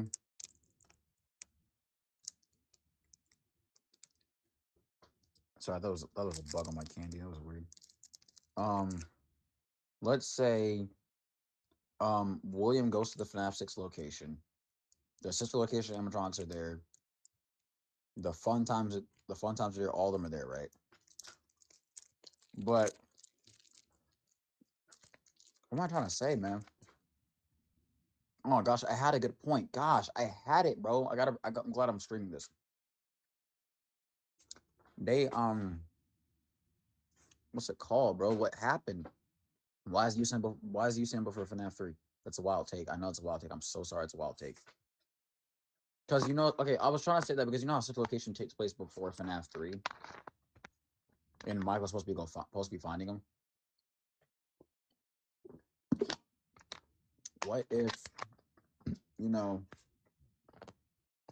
I don't have it right now. I don't have it.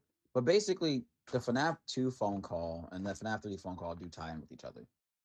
Why does USAM take place before FNAF 3? Okay. Gosh, I had such a wild catch for this. A perfectly good line I was gonna say. I thought it was gonna completely like wow people. I don't have it. I forgot it. My brain forgot it. Fuck, I should have just said it. Why does FNAF UCN take place before FNAF 3? If anyone asked, if Scott had put that down, I'm like, what the fuck? But I'm saying that because of the sister location animatronics. Oh, that's what I was trying to say. The sister location animatronics are still around the time of FNAF 6. So I thought, okay, maybe since they got burned, and we don't see them in FNAF 3, and Springtrap is still there, with his arm back and whatnot. Hence the I always come back. His arm came back. Kind of funny as shit.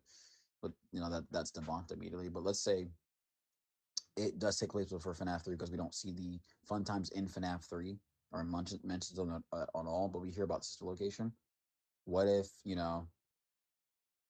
what if Springtrap was the only one left and he came back to face the guard at the FNAF 3 location, and the person that's here is just like fuck it, whatever. While even after having been traumatized and witnessing that the other place, the FNAF 6 location, had burned down, wouldn't that be kind of interesting? Maybe this is the aftermath of that location being burned down, and they turned it into Frights. And this is the FNAF 6 location, but now FNAF 3. And since Springtrap is technically the only one there, this ties into Security Breach. Huh? I mean, that sounds stupid as fuck. It's possible. It's possible. We don't know. We don't know. Maybe William broke out of UCN and made it back and got into this. Well, I mean, it wouldn't make sense for him to go to Scrap Chat, then go back to being Springtrap. I mean, who knows? Maybe he looks like Scrap Chat because of Agony Remnant. Maybe he changed his parts or some shit and then put the other ones back later. I mean, we don't know. This dude's crazy. Like, there's some logic in that, kind of, not a lot. It's probably just about as bad as most of the things I'm probably saying are just about as bad as Dream Theory. Let's be honest. But I'm just throwing ideas out there. Probably the most relevant thing out of everything I'm trying to say, even while I'm trying to make a point, is the whole FNAF 2 and FNAF 3 phone calls tying with each other. I'm so glad my friend came back because I was so scared. I was so scared to be in the house by myself. I kept hearing shit and I don't like being in the house by myself. But let's listen to it real quick, right? With much needed. Oh my gosh. When your kid is hurting and there's nothing you can do about it. Sorry. I've seen it a million times. I just have to skip it. I'm sorry. How to handle / pay close attention while learning how to operate these of operation, the animatronic operate these performers. So this is night 2. Around the side. This is how I use a Springlock suit. And how to die peacefully. Hello. For today's lesson, we will be continuing our training on ensure that the animatronic parts are tightly compressed. The spring locks come loose while you are wearing a suit. Why is he still telling you how to use the suit, even after saying don't use the suit? That's weird. Please try to I just thought about that. What the heck? Away from populated areas. I just noticed that. Included in the digital map and is always off camera. As always, remember to smile. You are the face of.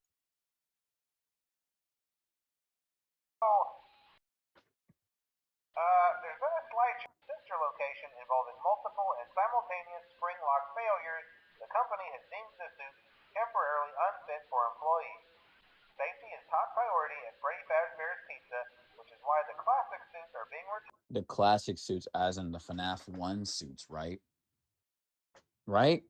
Or we're talking about this. It could be either that or the golden suits, right? The golden yellow or the golden Bonnie. No, golden Freddy and yellow Bonnie.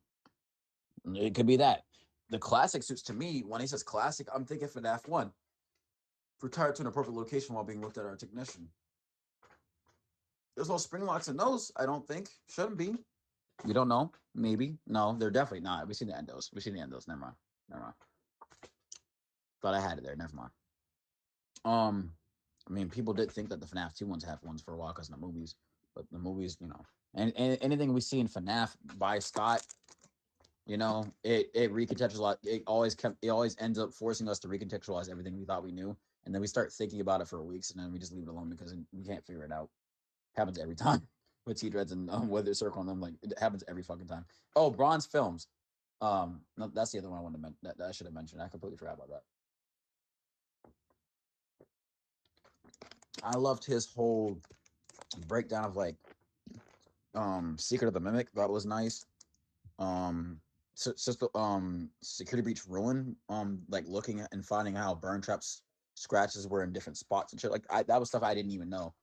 All like him breaking down all that. That was those are my favorite videos. Even the concept FNAF games that have yet to be made. That was my favorite stuff. Anyways, this right here, classic suits are being retired. I guess to keep those ones from looking bad, since the spring lock suits were, you know, were bad for reputation and shit like that. People clearly saw people dying in their suits. My thing is,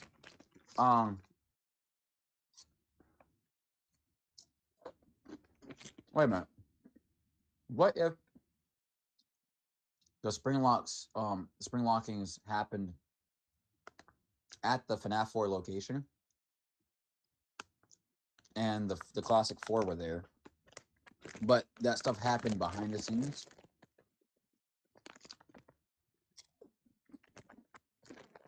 And people never saw them die, and they were like, well, why did the place go down for? And they had to lie about it. And that's possible. Who knows? Maybe people did see them die, but how come we don't hear anything about spring locking in FNAF 4? Because people are just using them things like, I don't know, like regular clothes. I don't know what to say there.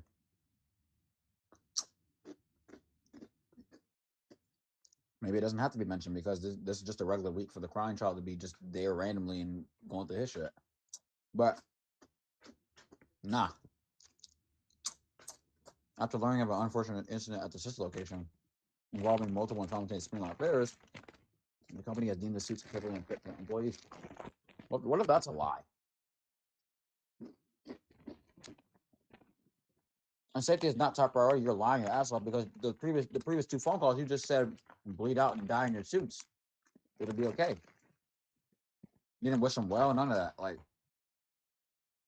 just said fuck them. Like, ain't no way, bro. This is not the right job, bro. For me. Tired to an appropriate location while being looked at by our technicians. Until replacements arrive, you will be expected to wear the temporary costumes provided to you. Okay, right here. Sorry, I'm eating freaking Ruffles right now.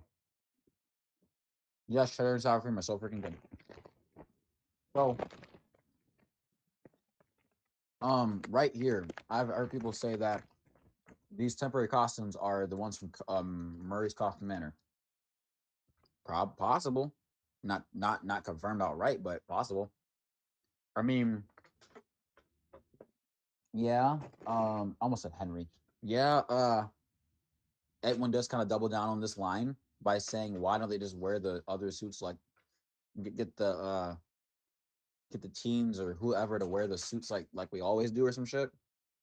I mean, because you can't be like a teenager or an adult working at like a Chuck E. Cheese. I think I don't know, being a mascot. I think I don't know.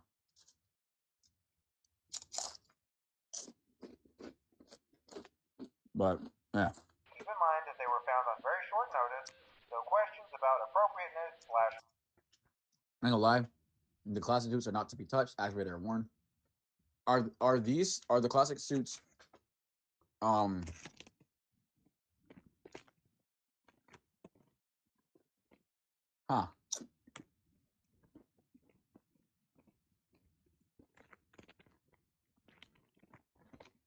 You are the face of Freddy Fazbear's Pizza. Talking about the original location. So that is the first FNAF 1 suits right there. We tried to another location. FNAF 2. Okay.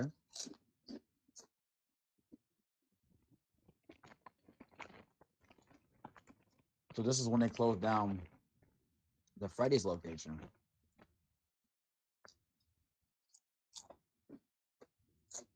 Around that time. There has to be. They closed down the FNAF 1, the original Freddy Fazbear Pizza. They moved those animatronics to the FNAF 2 location. And then moved them to the FNAF 1 location. There's some holes in that too, I bet.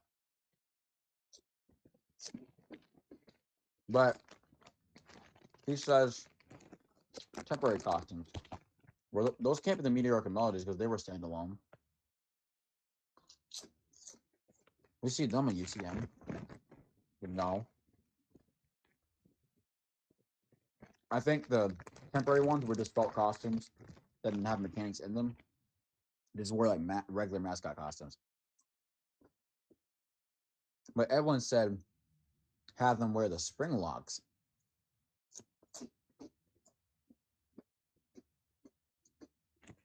After already working on designs for spring lock, but I'm like, there's something weird going on there. I might be confused here, but it says, I repeat, the classic suits are not to be touched after they're worn. And then skip to the bottom part. You know, it says we are free liability, blah, blah, blah. I mean, he does say in FNAF 1, like, hey, just mop the floor if there's blood.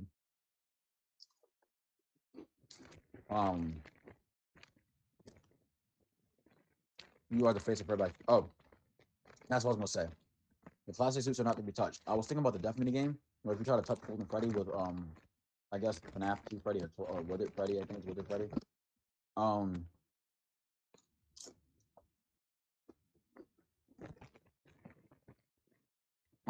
He teleports away, but if someone touches him, they get bit or they get fucked up or some shit. Or something happens.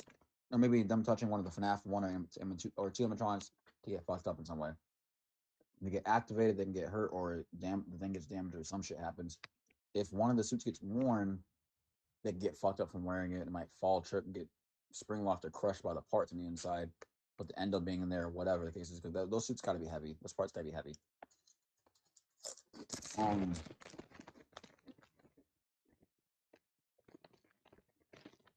And what's even more fucked up, it says, that being said, we are free of liability. Do as you wish. So he just told them, don't wear the suits, don't fuck with them. But regardless, whatever you choose to do, we're free liability anyway. So if you get fucked up, you get fucked up. And yeah, that's not really helpful when trying to figure out, you know, the lore. But him saying you are the face of Freddy Fazbear's Pizza, that has to mean it's either closed already or it's still open.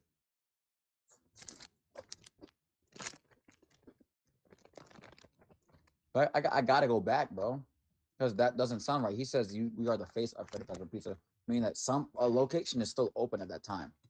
Safety is top priority at Freddy Fazbear's Pizza, which is why the classic suits are being retired to an appropriate location while being looked at by our technicians. Until replacement. And that also tells us that the sister location that was mentioned is the original Freddy's.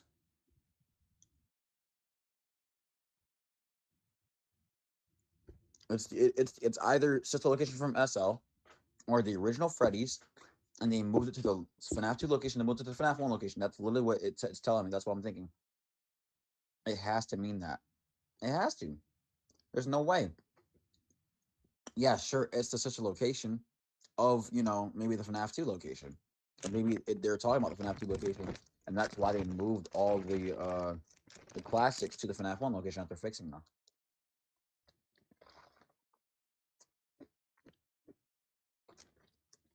And then FNAF 1, he reports that they got rid of the free roaming mode so that the servers won't lock up. Oh no, they gave them a free roaming mode so the servers won't lock up. They can't leave the building like the FNAF 2 ones can. Or maybe they can. At Freddy Fazbear's Pizza, which is why the classic, until replacement found on. Let me see, is it this one? This is just for equipment and or other property concerning the safe room. The safe room, the spring Bonnie animatronic. Yep, here we are. This is what I was talking about. Let's play this playback real quick. For other concerning the safe. Oh. This is weird too. This is so weird. Why would he say one thing to say another? Hello. Casually. This is just a reminder The mimic's not here. company policy concerning the safe room. The safe room is reserved for equipment and or other property not being currently used and as a backup safety location for employees only. I thought that was going to say such a location when I looked, like when I was scrolling back to look at it, and now that I'm looking at it again, I almost thought that again. Just want to say that. This is not a break room. It should not be considered a place for employees to hide and or congregate. And under no circumstance should a customer ever be taken into this room and out of the main show area. Is this the FNAF 4 location where the crying child was locked in the closet and he was like, "Please help me get out of here"? Is that the place? They keep reporting things that happen in FNAF 4 then. You good? This one? Okay.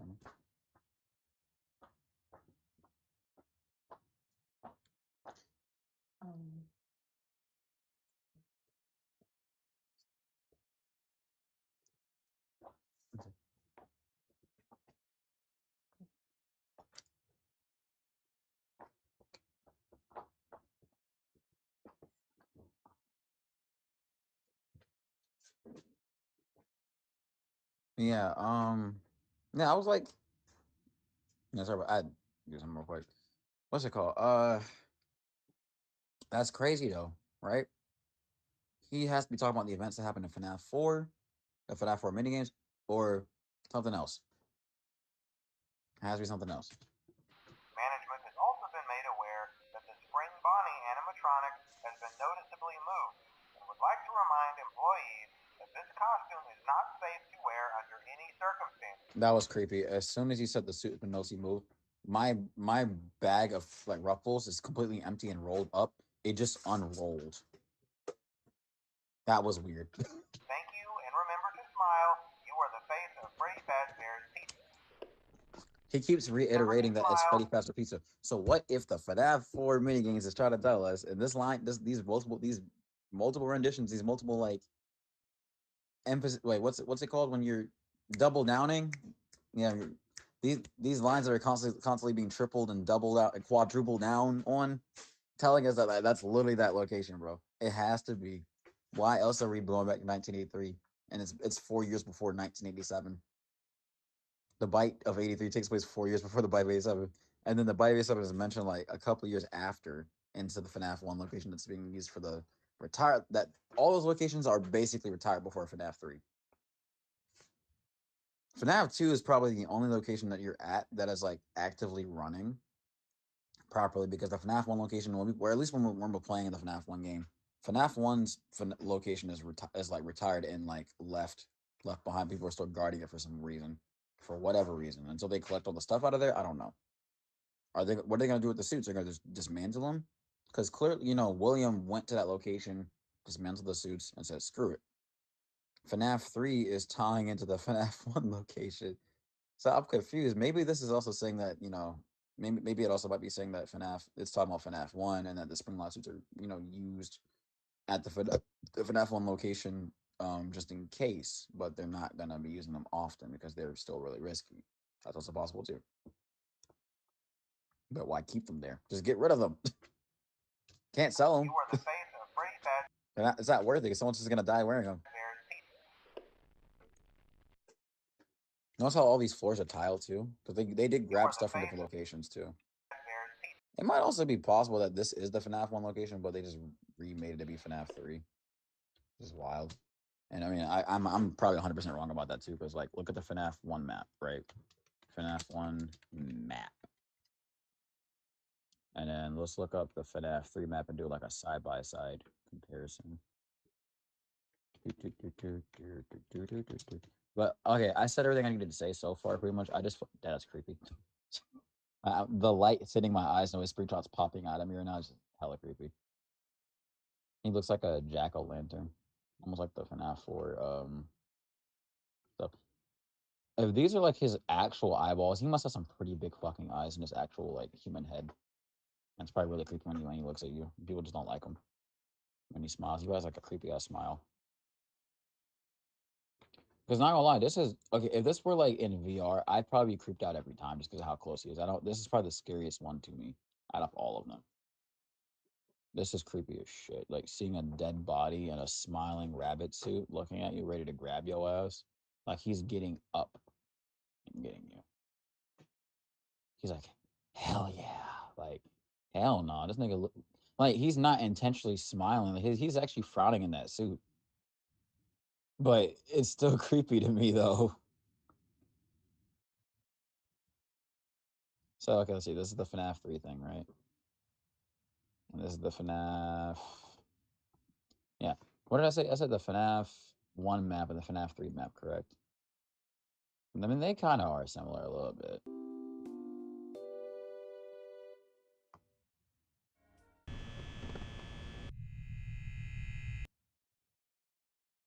So let's look at the similarities, if there's any. There's this. I mean, your room is smaller than the one in FNAF 3. I don't know why the FNAF 3 map was left there in Secret of the Mimic. Maybe they're trying to tell us that FNAF 1 and FNAF 3 are the same place. That'd be interesting. That I'd love to know that.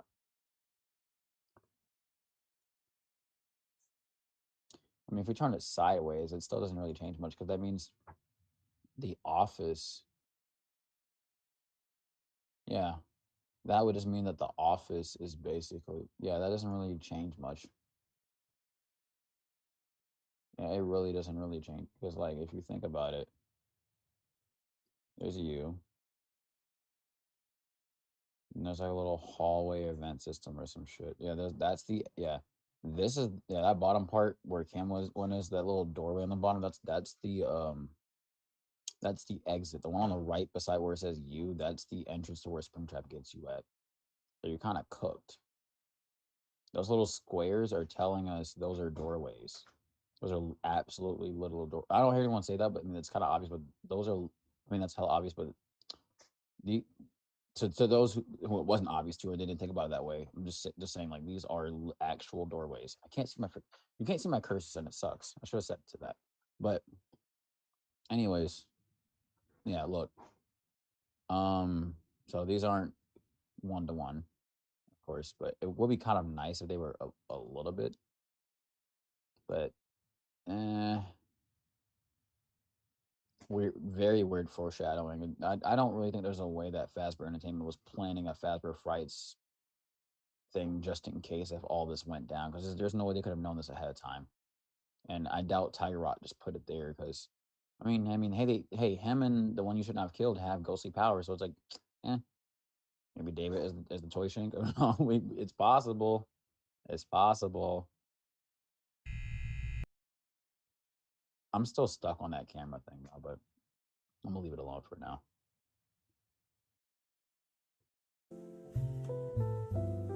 Maybe FNAF 4 is trying to tell us something about why those two maps should be similar. I don't know.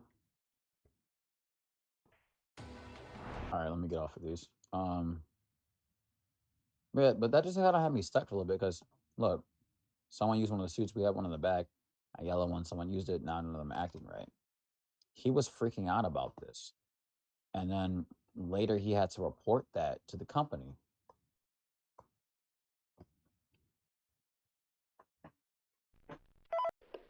Hello? Let's just listen to it again.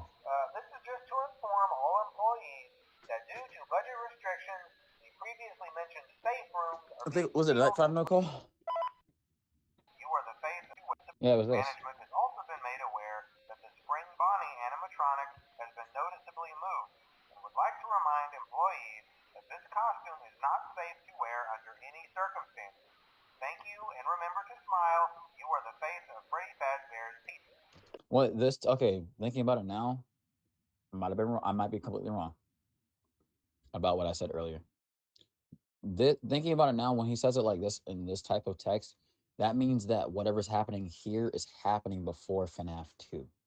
It cannot be happening after. It could be happening after FNAF 1, but I strongly believe this is happening before FNAF 2. So this has to be happening at Fredbear's or at least the original MCI location at best.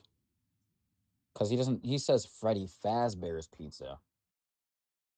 I mean, it's also possible that Freddy Fazbear's was changed to Fredbear's after the MCI, and then after the bite of 83 happened, they closed the place down because, I mean, of course, the animatronics being mentioned that, oh, they come out at night and hide your body, never tell anyone. I mean that, the MCI hasn't happened yet, or it could have happened around this time, but they replaced the 4 with the 2 suits, or at least the costume ones. But some of those potentially could have spring locks in them too. And it's like, they say don't wear the spring locks, just wear the ones that don't have spring locks in them. So what are those? We never see those. We never see them. So maybe those costumes that they have to wear are just like parts of suits that they wear, and there's no parts in them. It's not like a full-on like one onesie, or maybe it's just like right here. Let's see. Let's look at the FNAF 3 office. I almost said FNAF 1. Maybe the FNAF 3 offices, you can use that to give us context on what suits they're using.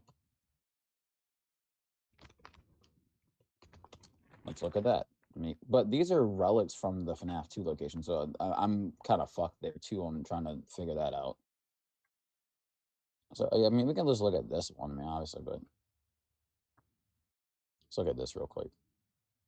And that to me still looks like blood to this day. It could be mold, but people did think this was blood when this thing first got shown. Balloon Boy, the FNAF 2 animatronics, they're cooked. And these could also just be masks and stuff, because these should be like way bigger, even from a distance. But you're also kind of backed up and far away from them. You're not touching this stuff. It's creepy. Why is all that stuff in a box? It'd be funny if this was the FNAF 4 box the entire time. Because there's a box in your room. Why else is there a box in your freaking room? And this is the FNAF 3 location. And the main thing that's hooked out is Foxy's hook. That's the only thing sticking out besides this paper plate. Something that would be drawn by a child that should be happy. What if we are playing as Michael because of this logic, and we just couldn't figure it out because we couldn't tie together that Fox had to do with us being the FNAF 1 guard. And it took FNAF 4 for us to realize that, hey, Foxy, yeah. And what's kind of crazy? The FNAF, the Foxy hook almost looks like the scooper from SL, almost, if you think about it. Why is it shaped like a J? Maybe it's J for Jeremy? Maybe Jeremy's still here? That sounds really fucking stupid, but it's right there. It's right there. The bite of 87. There's a box there. We've been building up to this bite thing since FNAF 1, and then we get to FNAF 4, and we still can't figure shit out. Wondering why that's a thing. Shadow Freddy constantly teleports and pops up right here at a very rare chance, and he has a lot to do with the lore because of FNAF 4 and FNAF 2 and FNAF 3, of course. Well, no, yeah, the FNAF, yeah. He has a lot to do with the lore because of the whole like luring on follow me in FNAF 3. So he's definitely important. But what if that hook was supposed to mean that Foxy was the one that got Jeremy, because he's the one sticking out of the box. He's the only one sticking out of the box beside that paper plate. What if that's telling you, hey, I did the bite to this guy right here. This guy is Jeremy. Someone drew Jeremy or some shit. Or maybe Jeremy made one for him. Or maybe Jeremy made one for himself when he was a kid and ended up working at the location by irony. Look, storytelling at its finest. That's possible. That's one way to think about it. I know that sounds really abstract and crazy, but look. FNAF 1 Freddy's all the way over there. And they're talking about you are the face of Freddy Fazbear's Pizza, and we're moving the classic suits. Come on, bro. Why are the classic animatronics shown in those pictures? They're talking about Freddy Fazbear's Pizza. They're talking about FNAF 1's location, even though you're not there yet when they're having those calls. But they're not the FNAF 1 location, but they're talking about the original Freddy's. That's what they're talking about. That has to be it. That has to be it. Also, why does FNAF 3 look like an SCP location? I just realized. Like some Gary Mod SCP shit. I mean, I've seen FNAF 3, I think, in Gary's mod and probably some other stuff. I think it was in Gary's. I think I said, I don't know. It looks like something you would see in like an SCP horror type of thing. Because I mean, you could technically consider Springtrap an SCP in a sense, technically. I mean, I don't know the definition of SCP directly. I think I kind of forgot, but I think that's really all I have to say. I mean, I might not be the first person to say the hook means J for Jeremy. I mean, it's literally, isn't the hook gray? So that would mean Michael, but no. So it's supposed to be like rusty. But let's look at that. Spring trash, because spring trap, trash can, spring trap. Because like you're trash, like you're dead to him, like you're gonna be trash after you're done. Why are there paper balls in there? What was being written down? Was something drawn and he wanted to forget it? Like we don't know. Like it's crazy to think that. And then, okay, and then if okay, going by that logic too, this holes in this too. I feel like by me saying that that hook standing out, even though it's shaped like a J, it's purposefully upside down, right? That's what I'm saying. And it's shaped like a J. It's pointing towards. It's pointy and it's pointing, because think pointy. The word like for context, just for context. This is Scott's subtle way of saying, "Hey, I got Jeremy. Like I got your ass, nigga." Like this is him literally saying, "I did the bite, J for Jeremy, and now I'm still here, still alive after Phone Guy said I survived the bite of '87, and I'm here." Probably went through therapy and everything and hallucinating the horrors I experienced at the other location. But Jeremy also didn't, we don't know if Jeremy saw the FNAF one, animatronics yet or whatever. Maybe he went to go work there after Mike did and witnessed the shit and dealt with all that. Maybe Jeremy is Michael. And he just went by Jeremy just to kind of go with the whole shtick of trying to be incognito and not get fired and shit like that. And I mean, not get fired, but be incognito and be undercover for either his father or himself after the sister location or something, or before sister location. We don't know. But that's all I had to say about that. And this is so crazy to me how this works. This is so crazy to me. But I think I think that's I think that's all I had to say about that. I want to look at it some more and try to see if I can pick anything else apart. But the J for Jeremy thing kind of because why is there a paper pal person sticking out with the Fox's hook? And then, I mean, yeah, you could say like, oh, Bonnie's hand is sticking up, so he did the bite. He's like, oh, it was me. But no, I just feel like Foxy's hooking it. Because I mean, yeah, you could just have Foxy's head. And there's I didn't I'm just now noticing. Toy Freddy's head is in the background. I didn't even notice that. I swear I did not notice. I'm just now noticing that after all these years. Holy crap, I never knew that. I didn't even notice like Mangle's head right there either. I'm not as surprised about that, but I'm more surprised that I saw Freddy for the first time. That's Toy Freddy back there. I never noticed. And he still has a little red stripe on his hat. And that's Mangle with the Mangle arm thing. That's supposed to indicate that it's Mangle and not anybody else. Funtime Foxy or just Mangle. Which is so strange to me. But that would also mean that SL takes place during FNAF 2, while FNAF 4 takes place during FNAF 1 or FNAF 3, or around that time of FNAF 3, which is throwing me off.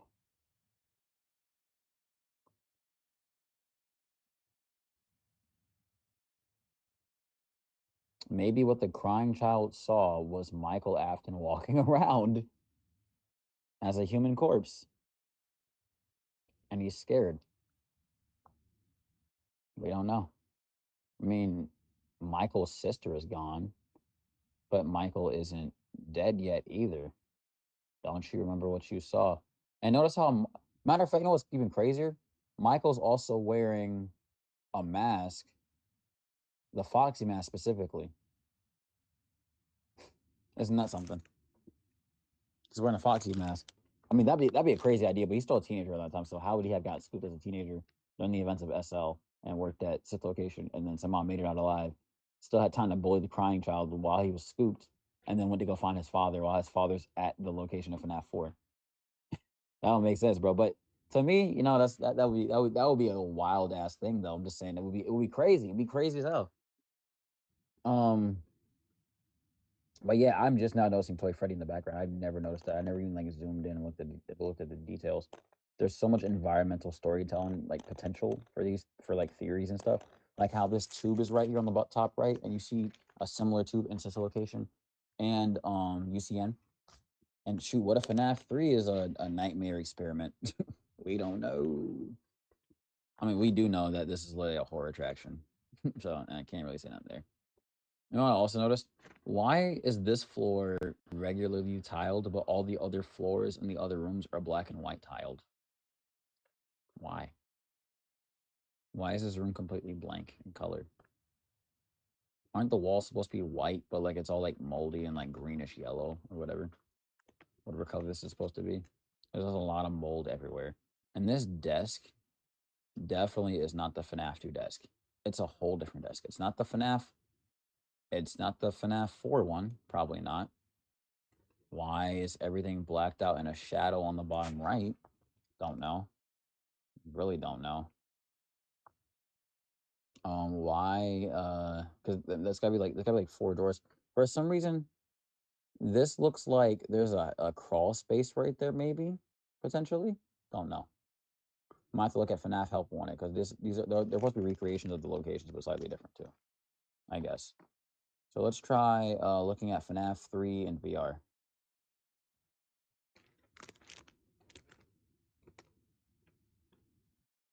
FNAF 3 Help Wanted. I'm gonna save this too.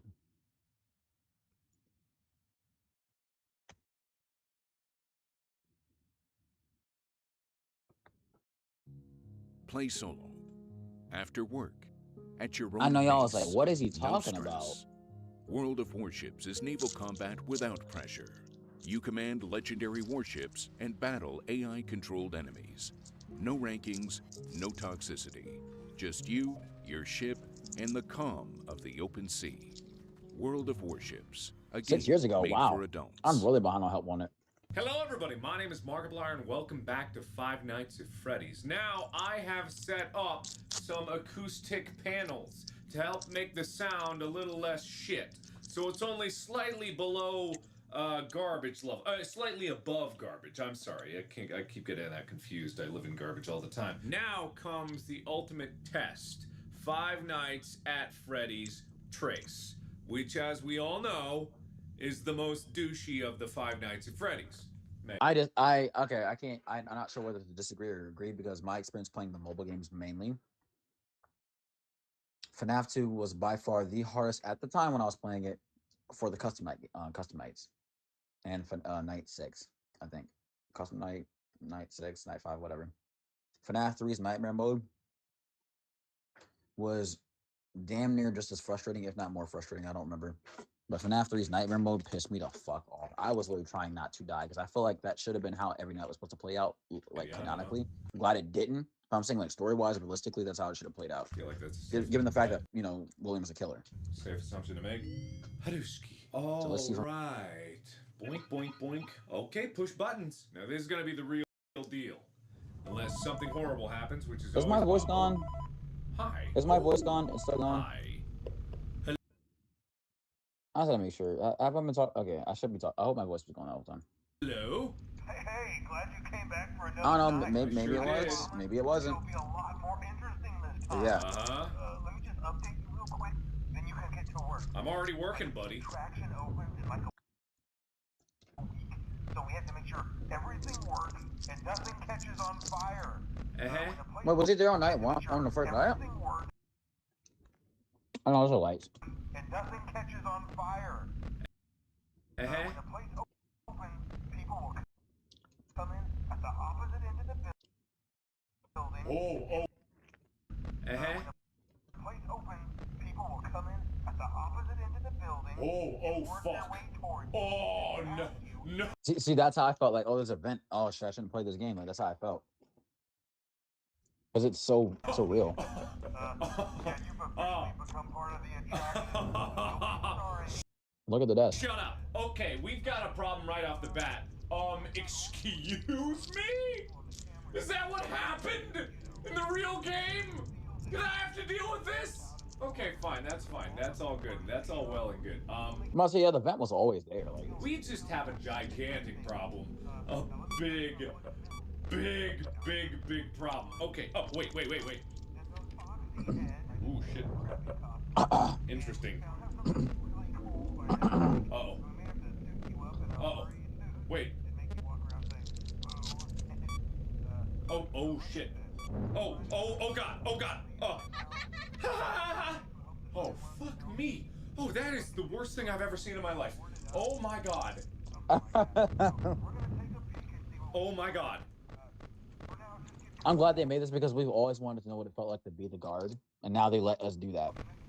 Oh, my God. Yeah, you shouldn't be here. You should be fine. Oh my God. Oh my God. Oh my God. Oh my God. Oh my fucking God. Are you kidding me with that? It's not. Ah! Oh my God. No. You shouldn't be there. Yeah, you're dead.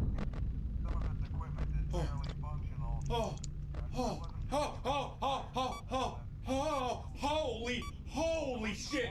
Okay. Oh my God. What? Hey, whoa, I can't breathe. Oh, wait.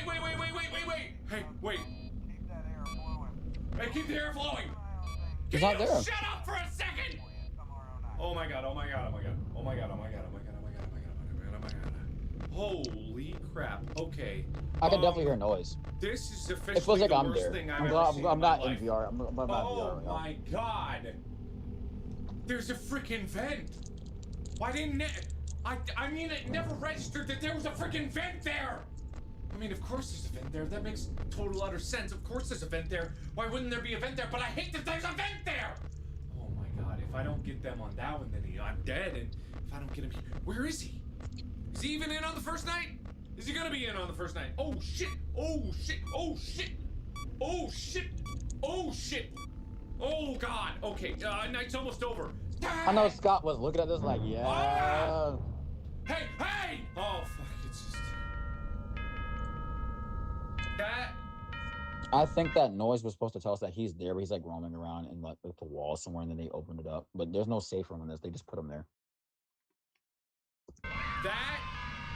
So that debunks that. Is a tube of death. That's just a tube of death.